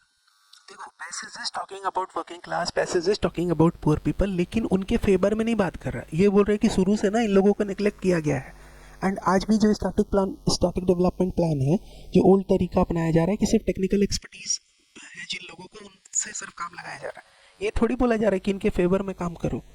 ठीक है, तो मतलब passage is not arguing in favour of planning cities mainly for इनके एंड इनके लिए, एकदम नहीं। फिर लास्ट ऑप्शन बचता है in favour of participation of people's group in city planning, यही बात तो बोल रहा है। देखो कि दूर दूर तक इनका नाता नहीं, एक्सक्लूड किया जा रहा है लार्ज नंबर ऑफ पीपल को, प्लेस को, एक्टिविटीज को, प्रैक्टिसेस को, that are integral part of city. तो वही तो बोल रहा है ना, पीपल ग्रुप को इन्वॉल्व करने के लिए। तो ये मोस्ट कॉम्प्रिहेंसिव आंसर है। अगर मान लो इसमें डाउट भी होता है कि हाँ ये भी बात तो बोल रहा है, तो फिर दोनों में आप चूज करोगे कौन सा कॉम्प्रिहेंसिव है, एंड ऑब्वियसली डी जो है हमारा वो ज़्यादा कॉम्प्रिहेंसिव है। ठीक है, नाउ इस क्वेश्चन में भी कुछ तो बोल रहा है कि पैसेज क्या इंप्लाई कर सकते हैं आप पैसेज पढ़ के। ठीक है, तो पहले पैसेज पढ़ते हैं जल्दी से। A vast majority of Indians are poor with barely 10% employed in organize sector. ठीक है, we are being conceived that vigorous economic growth is generating substantial employment. ये भी बात सही है कि मतलब हम लोग तो कन्विंस्ड हैं कि विगरस इकोनॉमिक ग्रोथ होगा तो that is generating substantial employment. ठीक, but this is not so. But ऐसा नहीं है। When our economy was growing at 3% per year, employment in organized sector was growing at 2% per year. As the economy began to grow at 7 to 8% per year, the rate of growth of employment in organized sector actually declined to 1% a year. ठीक, तो हम लोग जो इस बात से convince हैं कि विगरस इकोनॉमिक ग्रोथ होगा तो सब्सटैंशियल एम्प्लॉयमेंट आपको जनरेट होगा, ऐसा है नहीं। क्यों नहीं है? क्योंकि जब 3% से इकोनॉमिक ग्रो हो रहा था तो 2% वाला बात हुआ, 7 से 8% ग्रो जब हो रहा है इकोनॉमी तो 1% पे आ गया। तो पैसेज तो समझ में आ गया। अब पैसेज से आप क्या इम्प्लाई कर सकते हैं वो देखो कि most of the modern economic growth is based technological progress.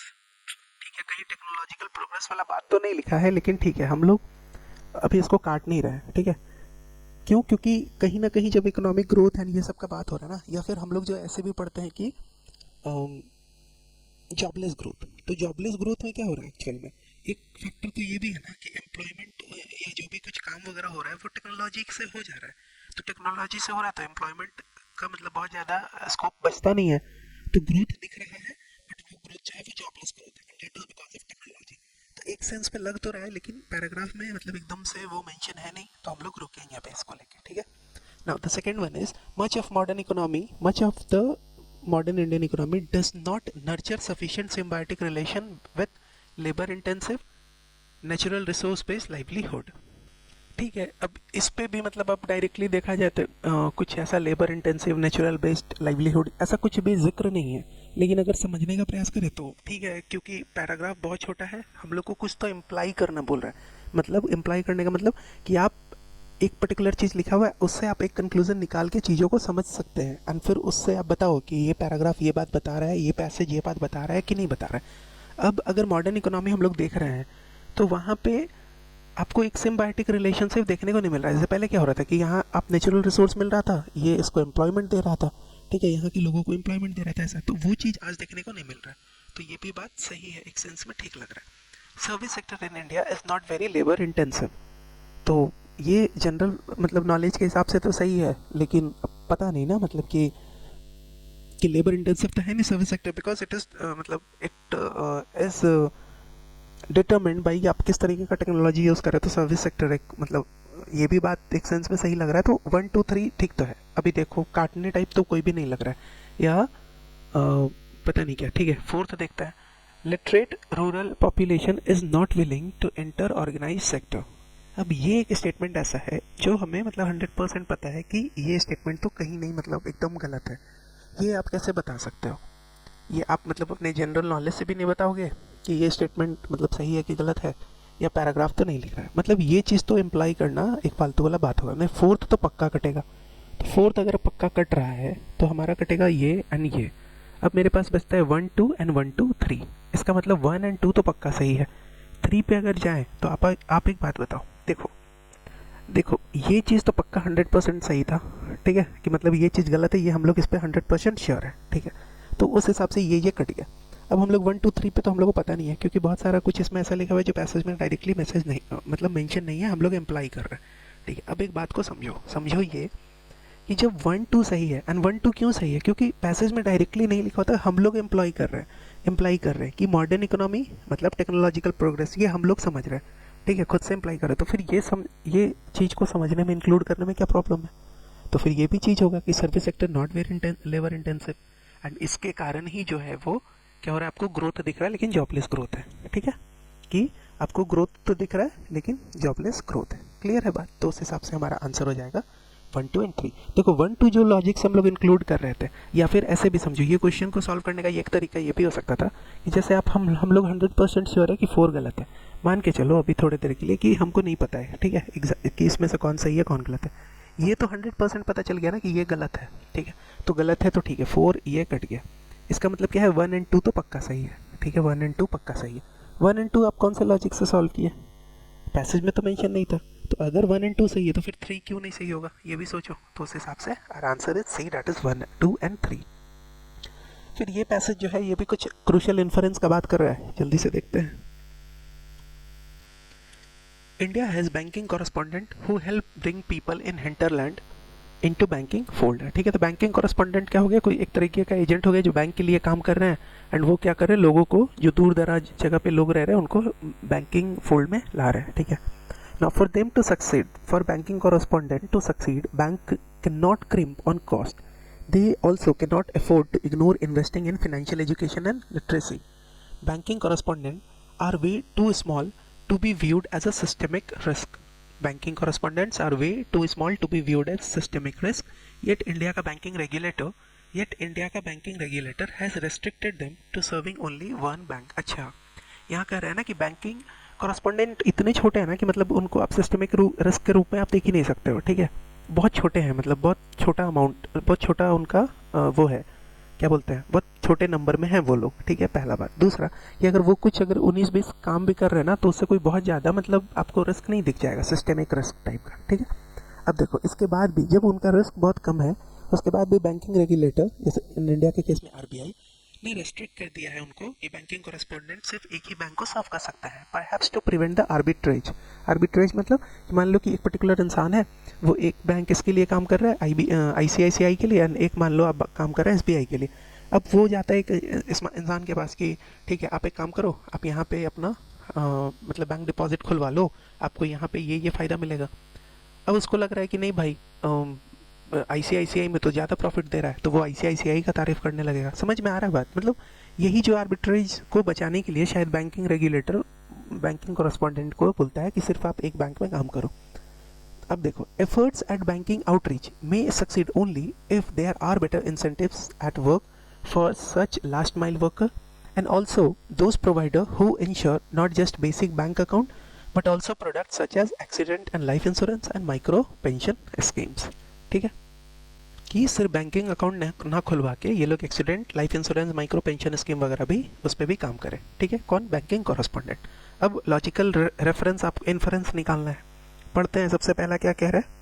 सबसे पहला कह रहा है कि efforts to bring people in India's hinterland into banking system are not successful. ये कहाँ लिखा हुआ है सक्सेसफुल नहीं है? यहाँ तो बैंकिंग कॉरेस्पॉन्डेंट को लेके बात कर रहा है कि कैसे वो लोग एक बैंक को सर्व कर रहे हैं, कैसे दो बैंक को सर्व नहीं कर रहे, क्योंकि आरबीआई को लग रहा है कि प्रॉब्लम है, आर्बिट्रेज से बचाने के लिए आरबीआई ये काम नहीं कर रहा है, ठीक है, यही कुछ तो बता रहा है ना। इन लोगों पे खर्चा किया जाए ऐसा कहा जा रहा है, यही तो बात है। तो ये सक्सेसफुल नहीं है, ये तो कोई लॉजिक नहीं बनता। दूसरा, for meaningful financial inclusion India का banking system needs more number of banking correspondent and other such last mile worker. ठीक है, ये मतलब आप ऐसा लिखोगे मेंस के एग्जाम में लिखना, लेकिन यहाँ पे क्या, यहाँ पे कहीं ऐसा लिखा हुआ है क्या कि दे आर मतलब कम नंबर में है ताकि वो लोग को मतलब ज़्यादा में हो जाएंगे, ज़्यादा नंबर हो जाएगा उनका, तो शायद ज़्यादा अच्छे तरीके से लोगों का इंक्लूजन होगा बैंकिंग में? एकदम नहीं, एकदम नहीं। यहाँ पे क्या बोल रहा है कि ठीक है वो लोग कम नंबर पे हैं, लेकिन इन लोगों को मजबूत करने का मतलब वो है, समय आ गया है, ठीक है, ये बात हो रहा है। तो ये भी ऑप्शन नहीं होगा, ठीक है। तो इन लोगों को मजबूत किया जाए, ये ज़रूरी है, ये बात बोल रहा था passage. Meaningful financial inclusion in India requires that banking correspondent have diverse skill. ये चीज़ एक सेंस में सही लग रहा है, लेकिन रुकेंगे, अभी दूसरा ऑप्शन भी पढ़ेंगे, ठीक है। Better banking outreach would be impossible unless each banking correspondent is allowed to serve number of banks. ये बात तो बोल रहा है, लेकिन ये तो सिर्फ एक ही बात ना हुआ, ठीक, कि बेटर बैंकिंग आउटरीच कब हो गई, वो इम्पॉसिबल है। अब ये इम्पॉसिबल है, यहीं पे ये सेंटेंस गड़बड़ हो गया। अगर इम्पॉसिबल नहीं होता, अगर ऐसा लिखता कि वो लोग ज़्यादा लोग को सर्व कर रहे, तो हो सकता है कि मतलब बैंकिंग आउटरीच बढ़े। अगर ऐसा नॉर्मल बात लिखता तो ठीक है। यहाँ पे तो लिख रहा है कि बेटर बैंकिंग आउटरीच वो इम्पॉसिबल है जब तक वो सिर्फ एक ही पे काम करे, जब तक उनको 2-4 बैंक को सर्व करने का टाइम मतलब मौका ना दिया जाए। तो ये तो गलत है, because of the word impossible, तो गलत हो गया। बचता है सिर्फ ये। अब ये क्यों सही है, क्योंकि तभी तो मतलब वो पेंशन वाले सेक्टर में काम कर सकते हैं, पेंशन वाला काम कर सकते हैं, इंश्योरेंस वाला काम कर सकते हैं, so they need to have diverse skill. Clear है बात? Answer C. नाउ फिर से है कुछ 7 पैसेज है, 7 क्वेश्चन है, सॉरी, देखते हैं। बड़ा पैसेज है, इसमें 2 क्वेश्चन पूछ रहा है, एक तो इन्फरेंस वाला पूछ रहा है एंड दूसरा एजम्पशन वाला पूछ रहा है, ठीक है, पढ़ते हैं जल्दी से। India's economic footprint, given its population, still remains small compared to US, European Union and China. तो इंडिया का फुटप्रिंट उसके पॉपुलेशन के हिसाब से given still remains small compared to ये सारा कंट्री, ठीक है। It has much to learn from other economies, yet must implement solution that fit its unique circumstances. India especially needs an effective long-term regulatory system based on collaboration rather than current top-down approach. Regulations seek desirable outcome yet are repeatedly used as political tools to push one agenda or another. Often regulations fail to consider impact on jobs and economic growth or less restrictive alternative. Regulations may be used to protect local market at the expense of more widely shared prosperity in future. Additionally, regulation inevitably result in numerous unintended consequences. In today's hyper-competitive global economy, regulations need to be viewed as weapon that seek cost-justified social and environmental benefits while improving the economic well-being of most citizen. अब obviously ये paragraph बड़ा था, पढ़ने में मतलब किसी लोग को समझ में आएगा, किसी को नहीं समझ में आएगा, ठीक है। इसके बाद भी we will directly jump into the question। हम लोग क्वेश्चन देखेंगे कि क्वेश्चन क्या कह रहा है। सबसे पहला क्वेश्चन बोला था इन्फरेंस निकालने, कुछ भी समझ में आया होगा उसके बेसिस पे हम लोग निकालते हैं। देखो पहला कि a better regulatory system will help India achieve the size of economy appropriate to its population, ठीक है। एक सेंस में सही लग रहा है कि अगर बेटर रेगुलेटरी सिस्टम होगा तो this will help India to achieve the size of economy appropriate to its population. अच्छा, ये कहाँ बोल रहा है कि इसका मतलब अभी जो है वो सही नहीं है, क्योंकि तभी तो यहाँ बोल रहा है ना कि बेटर रेगुलेटरी सिस्टम होगा तो दिस विल हेल्प इंडिया कि वो उतना इकोनॉमी साइज ऑफ इकोनॉमी को अचीव कर ले जितना उसका पॉपुलेशन है। तो आज ही गड़बड़ है, ये चीज़ कहाँ लिख रहा है, अभी लिख रहा है कि इंडिया का economic footprint given its population still remains small compare to ये सारा कुछ, है ना। तो इसके कंपैरिजन में बोल रहा है कि स्मॉल है, ठीक है। तो उस हिसाब से ये स्टेटमेंट गलत हो, लेकिन फिर भी ठीक है, हम लोग रुकते हैं भाई। In a competitive global economy India must use regulation strategically, ये तो सही लग रहा है। Now third is regulation in India do not favour its integration with today's hyper competitive global economy. ये आप इन्फरेंस निकाल सकते हो? एकदम नहीं। क्यों? क्योंकि देखो यहाँ क्या लिख रहा है, यहाँ पे लिख रहा है कि in today's hyper competitive global economy regulations need to be viewed as weapon that seeks cost justified social environmental benefits while improving the economic well-being of most citizen। लेकिन यहाँ पे ऐसा इंडिया को लेके कहाँ लिख रहा है कि regulation in India do not favour its integration with hyper competitive global economy. ये तो मतलब एक तरीके से कोई चीज़ सजेस्ट कर रहा है ना यहाँ पे, ये हाइपर कॉम्पिटिटिव वर्ल्ड पे आपको रेगुलेशन को वेपन के रूप में यूज़ करना पड़ेगा, ऐसा बोल रहा है। लेकिन यहाँ पे तो इंडिया के रेस्पेक्ट में लिख रहा है कि नहीं, नॉट इन फेवर, तो ये गलत हो गया। Job creation and economic growth should be dominant consideration in developing India's regulatory system. फालतू वाला बात है ये, ठीक है। कहीं ये चीज़ मतलब आपको जिक्र दिख रहा था इस चीज़ का? एकदम नहीं, तो ये बेकार बात है। अब ए एंड बी बचता है, तो ए एंड बी में भी आपको ये समझना पड़ेगा, जो पहला स्टेटमेंट है मेरा, ये अगर कंपैरिजन कर भी रहा था ना, तो ये दूसरे वर्ल्ड से कंपैरिजन कर रहा है, जैसे यूएस, यूरोपियन यूनियन, चाइना, इससे कर रहा है, दूसरे कंट्री से। तो एक ही ऑप्शन बचता है ये कि इंडिया में, एंड देखो ना, मतलब अगर क्या बोल रहा है कि इंडिया का economic footprint given its population still remain small compare to US European, ये ना, तो इसका मतलब क्या है कि in competitive global economy India को अपना रेगुलेशन स्ट्रेटेजिकली यूज़ करना पड़ेगा। क्यों? क्योंकि आगे भी वही सब कुछ लिखा हुआ है कि it must learn, India must learn from other economies yet implement solution जो उसके सर्कमस्टेंस को फिट इन हो। ठीक है, तो इसका मतलब कहीं ना कहीं यही बात हो रहा है ना कि इंडिया को स्ट्रैटेजिकली रेगुलेशन यूज़ करना पड़ेगा ग्लोबल कॉम्पिटिटिव इकोनॉमी में। ठीक है, answer is B. Now 62, question number 62 क्या कह रहा है? assumption का बात कर रहा है। सो in today's global economy regulations are not effectively used to protect local market। पहला बात ये है। दूसरा कह रहा है कि social and environmental concerns are generally ignored by government across the world while implementing the regulation। so social environmental concern को generally ignore कर दिया जाता है जब regulation को implement करना होता है। अब पूछ रहा है कि in today's global economy ये दोनों में से कौन सा assumption सही है। अब बताओ, यहाँ पे कहाँ कहीं तो लिखा हुआ था लोकल मार्केट के बारे में, हाँ, कि regulations may be used to protect the local market at the expense of more widely shared prosperity in the future. At the expense of more widely shared prosperity in the future. तो ये तो कोई चीज़ suggest कर रहा है ना, मतलब इसका मतलब ये थोड़ी है कि आज के इकोनॉमी में regulations not effectively used to protect the local market at global level. Clear है बात? दूसरा तो उस हिसाब से वन तो गलत हो गया। दूसरा यहाँ पे भी बोल रहा था कि आज जो हाइपर कॉम्पिटिटिव ग्लोबल इकोनॉमी है ना, वहाँ पे regulations need to be viewed as weapon that see cost justified social environmental benefits while improving, तो यहाँ वेलबींग ऑफ मोर सिटीजन। यहाँ पे भी ये चीज़ सजेस्ट किया जा रहा है, बट आप ये अज्यूम कैसे कर सकते हो, ठीक है, कि आज के ग्लोबल इकोनॉमी में social and environmental concerns are generally ignored by government across the world while implementing regulation.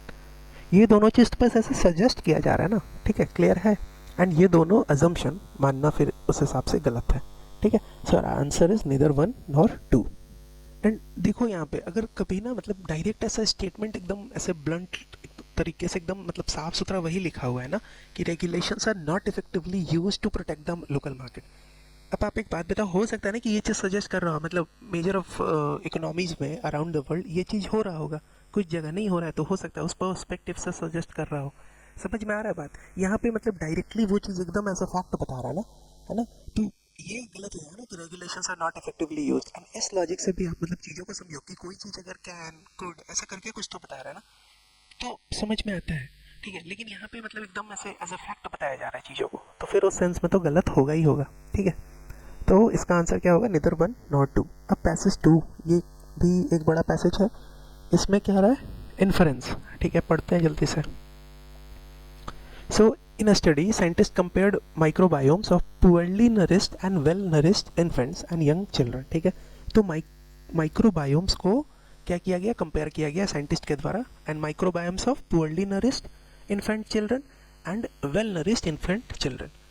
Gut microbes were isolated from fecal samples of malnourished and healthy children. तो फीकल सैंपल से gut microbes को extract किया गया, isolate किया गया, and the microbiomes was immature and less diverse in malnourished children। तो malnourished children में ये माइक्रोबायोम जो था वो immature था, less diverse था, compared to better developed mature microbiome found in healthy children of the same age। अब study के हिसाब से the chemical composition of mother's milk have shown the presence of modified sugar। तो माँ के दूध का बात कर रहा है, so chemical composition of mother's milk have shown presence of modified sugar। अब ये कुछ है शियालाइटेड ओलिगोसैकेराइड्स। ठीक है, हटाओ, ये नहीं इंपॉर्टेंट है। So this is not utilized by baby for its own nutrition. ठीक है, तो माँ के दूध में जो ये मिल रहा है, कहाँ गया आपको? Modified sugar have shown the presence of modified sugar.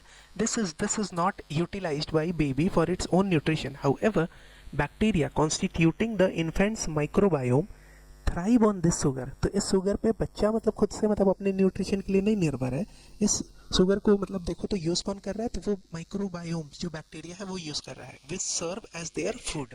ठीक है, तो malnourished mothers have low level of this sugar in their milk.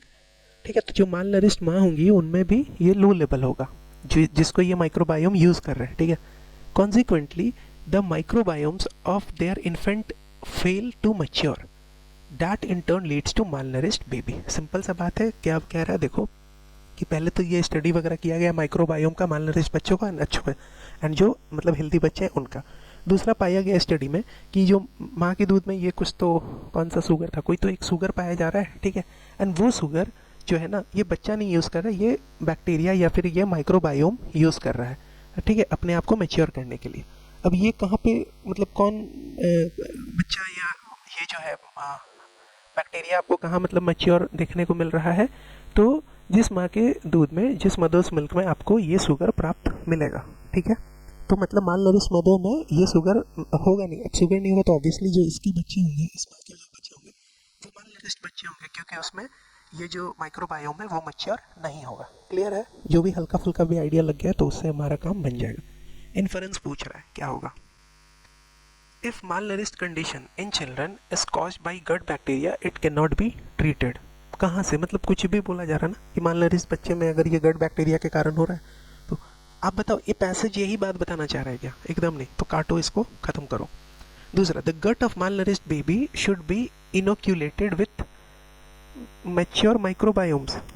नहीं भाई, अब ये क्या बोल रहा है, देखो प्रॉब्लम कहाँ है, आप पूरा पैसेज पढ़ोगे तो आपको क्या प्रॉब्लम लगेगा कि मदर्स मिल्क में प्रॉब्लम है, मतलब माँ माल नरिश्ड है, ठीक है, ठीक है, माँ में न्यूट्रिशन का कमी है एंड वो चीज़ कहाँ जा रहा है, बच्चे में ट्रांसफ़र हो रहा है माइक्रोबायोम के थ्रू, ठीक है, समझ में आ रहा है बात। तो यहाँ पे क्या बोल रहा है ना कि जहाँ जो बच्चों में ये चीज़ का प्रॉब्लम है उसमें बाहर से डाल दो मैच्योर माइक्रोबायोम, ये भी गलत। Babies of malnourished mother should be fed with dairy milk fortified with sialylated oligosaccharide instead of mother milk. तो बोल रहा है कि फिर से यहाँ पे क्या बात कर रहा है, यहाँ पे बोल रहा है कि वो बेबी को ना डेयरी मिल्क मतलब फीड कर दो एंड वो डेयरी मिल्क को फोर्टिफाई कर दो ये पर्टिकुलर शुगर से, तो उससे वो बैक्टीरिया को शुगर मिल जाएगा इंस्टेड ऑफ मदर मिल्क। तो मदर मिल्क देने की जगह पे ये बेबी को डेयरी मिल्क प्रोवाइड कर दो, डेयरी मिल्क नहीं, सॉरी, डेयरी मिल्क, ठीक है, मतलब गाय वगैरह का दूध दे दो, ठीक है ना। तो ये भी ऑप्शन गलत है, क्यों? क्योंकि फोकस क्या होना चाहिए, आप खुद से सोचो, जो माँ माल नरिश्ड है उनको ठीक करना है। अच्छा, research on benign effects of gut bacteria on nutrition has policy implication. Obviously ये रिसर्च जो मतलब उसका पॉलिसी इम्प्लीकेशन कैसे दिखेगा, जैसे कहने का मतलब क्या है, कहने का मतलब है कि आप वैसा पॉलिसी लाना जहाँ पे माँ के भी न्यूट्रिशन का ध्यान हो, बच्चे का भी न्यूट्रिशन का ध्यान हो, तो ओवरऑल डेवलपमेंट मतलब हो सकता है। क्लियर है बात?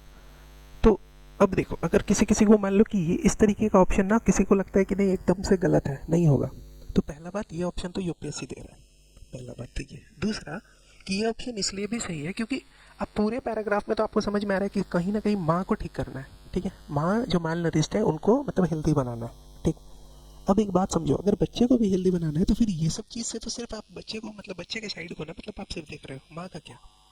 तो ये वाला जो ऑप्शन है, ये ऑप्शन आपको मम्मी को भी मतलब माँ को भी कंसिडरेशन में ले रहा है। दूसरा बात ये हो गया कि आप इस ऑप्शन को क्यों सही मान रहे हो, क्योंकि ये तीनों ऑप्शन गलत है, ये भी देखना होगा आपको। एंड हमेशा हम बोल रहे हैं ये अभी जो भी 14-15 दिन बचा हुआ है, एक काम कर सकते हैं कि हम लोग पैराग्राफ या पैसेज को जल्दी पढ़ें, जल्दी पढ़ के कॉम्प्रिहेंड करने का प्रयास करें। एक काम यही करो आप लोग कि आप लोग ये जैसे अभी सॉल्व हो गया, हम जो भी आंसर बताए हैं वो आंसर हम यूपीएससी के अकॉर्डिंग बताएं, ठीक है, यूपीएससी के ऑफिशियल आंसर की के अकॉर्डिंग। यही सेम पेपर को मैं मतलब अपने टेलीग्राम चैनल पर डाल दूंगा एंड आप लोग यही पेपर को देखो एंड फिर से अपने आप को समझाओ कि यही पर्टिकुलर आंसर क्यों सही है। समझ में आ रहा है? Just go through this video once and उसके बाद ये तो मेरा लॉजिक था कि क्यों गलत है क्यों सही है, अब आप भी पढ़ो पैराग्राफ, आप भी समझो एंड कुछ भी इधर उधर इसके अलावा करने की जरूरत नहीं है। You will be in position to mark the correct answer in the examination hall. अब कुछ क्वेश्चन बचा हुआ है वो जल्दी से क्लियर करते हैं। अच्छा, इसी से जुड़ा हुआ है, माइक्रोबायोम वाले टॉपिक से ही जुड़ा हुआ है एक क्वेश्चन। assumption पूछ रहा है, so processed probiotic foods are a solution to treat children suffering from malnutrition due to immature gut bacteria composition। फिर से बताओ, ये चीज़ अज्यूम करना मतलब सही है कि कहीं से मतलब ये चीज़ हो जाए तो फिर सब कुछ ठीक ठाक है? एकदम नहीं ना, मतलब ये assumption तो एकदम इनवैलिड है, ठीक। दूसरा, the babies of malnourished mother generally tend to be malnourished। तो जो malnourished माँ है उनके जो बेबीज़ हैं वो भी जनरली malnourished होंगे एंड ये अज्यूम करना सही बात है। सो 64 का आंसर इज बी। क्लियर है? नाउ पैसेज 65 क्वेश्चन नंबर है, देखते हैं जल्दी से। Temperature has risen nearly 5 times as rapidly on western Antarctic Peninsula than the global average over the past 5 decades. तो पिछले 5 दशक में क्या हुआ है? The temperature has risen nearly 5 times as rapidly on the western Antarctic Peninsula than global average. ठीक है. Researchers have now found that the melting glacier are causing a loss of species diversity among benthos in the coastal water of the Antarctic Peninsula, impacting an entire seafloor system. अच्छा, ठीक है. They believe increased level of suspended sediment in water to be the cause of dwindling biodiversity in the coastal region.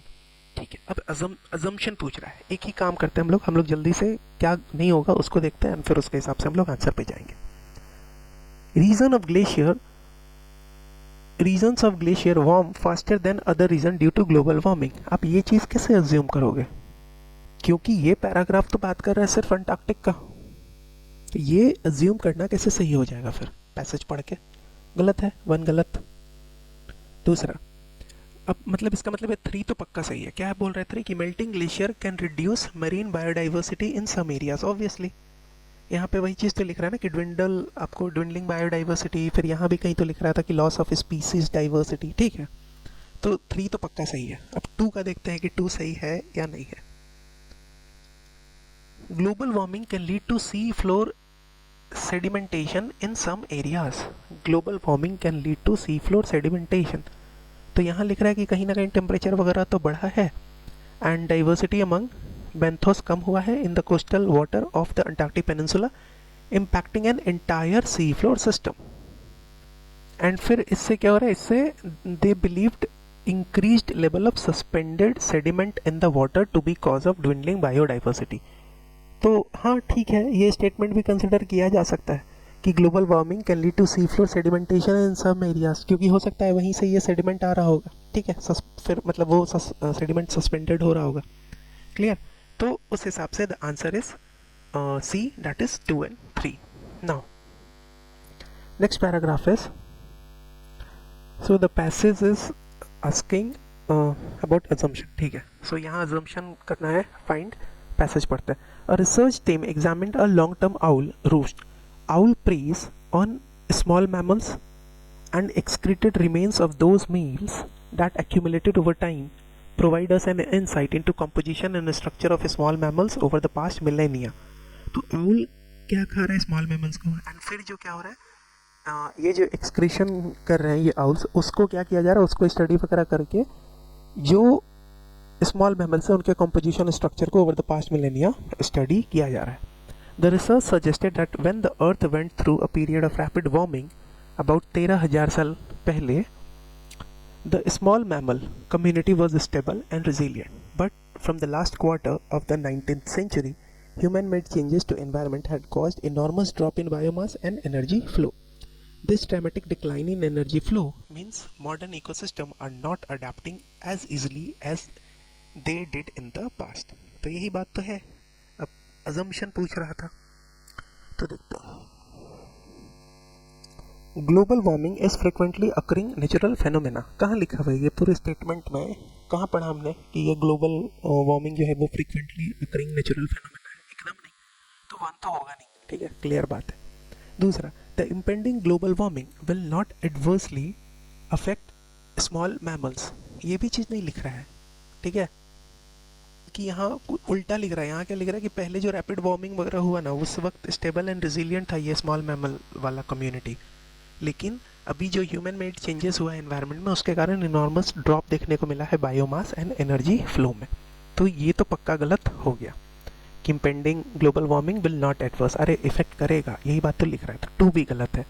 तो बचता है फिर 3, and 3 फिर पढ़ते हैं. Humans are responsible for the loss of earth natural resilience. यही बात तो बता रहा है कि अभी ये जो नुकसान हो रहा है वो क्यों हो रहा है? ह्यूमन मेड चेंजेस के कारण. यही बात यहाँ पे बताना चाह रहा है, एंड इस चीज़ को आप अज्यूम कर सकते हो. So our answer is B, 3 only.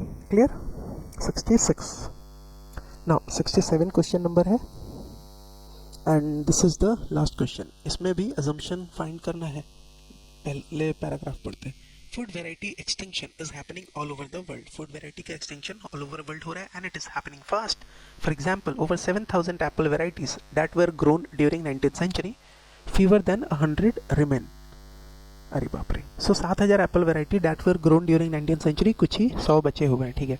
In Philippines thousands of variety of rice once thrived, now only up to 100 are grown there. In China 90% of wheat varieties cultivated just a century ago have disappeared. Farmer in the past painstakingly bred and developed crops well suited to peculiarities of their local climate and environment. In the recent past, our heavy dependence on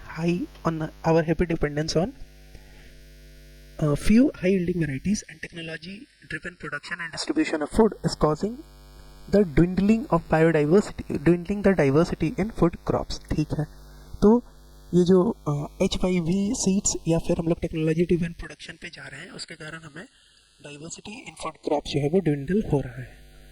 If some mutating crops, disease or future climate change decimates the few croplands we have come to depend on to feed our growing population, we might desperately need some of those variety we have let go extinct. Now, अब जो भी इसका basis होता है उससे assumption देखते हैं, जो गलत होगा पहले तो उसको क्लियर किया था, फिर ये बचता है उसके हिसाब से हम लोग जाएंगे आंसर के साथ, ठीक है। Now, humans have been the main reason for large scale extinction of plant species. कहीं लिखा हुआ है क्या? यहाँ पे लिखा है क्या कि जो भी कुछ हुआ है वेराइटीज फूड एक्सटिंक्शन वगैरह हुआ ऑल ओवर द वर्ल्ड,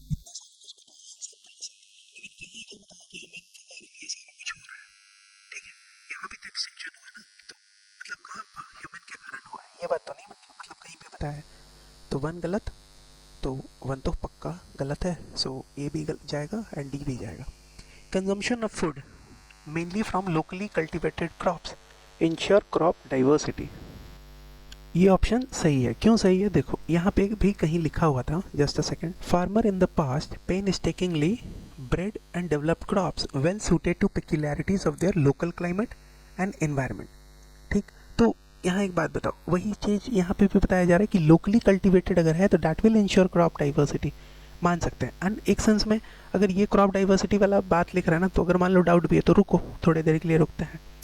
तो 2, अब यहाँ अगर ऑप्शन वाइज देखें तो 2 तो पक्का सही होगा, अब 4 एंड 3 में कोई तो एक है, तो ठीक है 2 तो सही है, तो चलो भाई सही है। 3 4 में देखते हैं, एंड ये भी 2 पक्का सही क्यों है, क्योंकि 1 पक्का गलत था, है ना। नाउ 3 एंड 4 देखते हैं।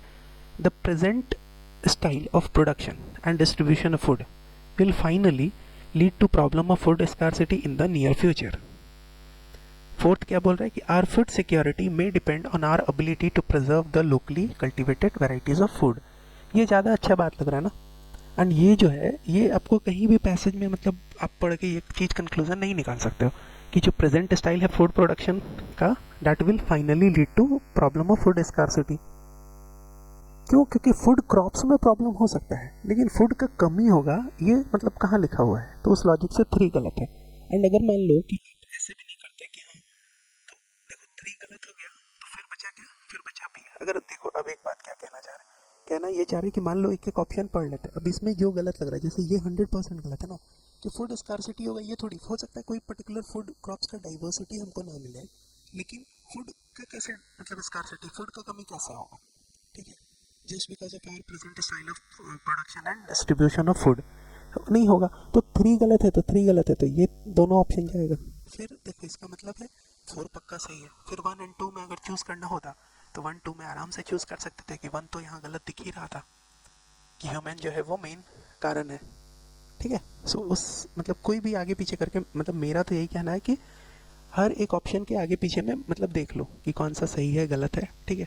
अब इस पे मान लो कि डाउट हो रहा था कि लोकली कल्टिवेटेड क्रॉप्स वाला में, ठीक है, तो इसको अभी छोड़ो थोड़ी देर के लिए। यहाँ देखो ये तो पक्का गलत होगा, फूड स्कार्सिटी वाला गलत है। 4 पे 4 देखो सही लग रहा है कि गलत लग रहा है, फिर मतलब अब उस हिसाब से देखो तो अब जैसे 1 गलत है 3 गलत है, 1 गलत 3 गलत 3 गलत 1 गलत बचा फिर ये। तो बहुत बार मतलब ज़रूरी नहीं है कि एक एक ऑप्शन एकदम क्लियरली पता होना चाहिए, ठीक है। So have we completed our 2019 का जो भी रीडिंग कॉम्प्रिहेंशन का क्वेश्चन था। So that's all for this video, thank you very much.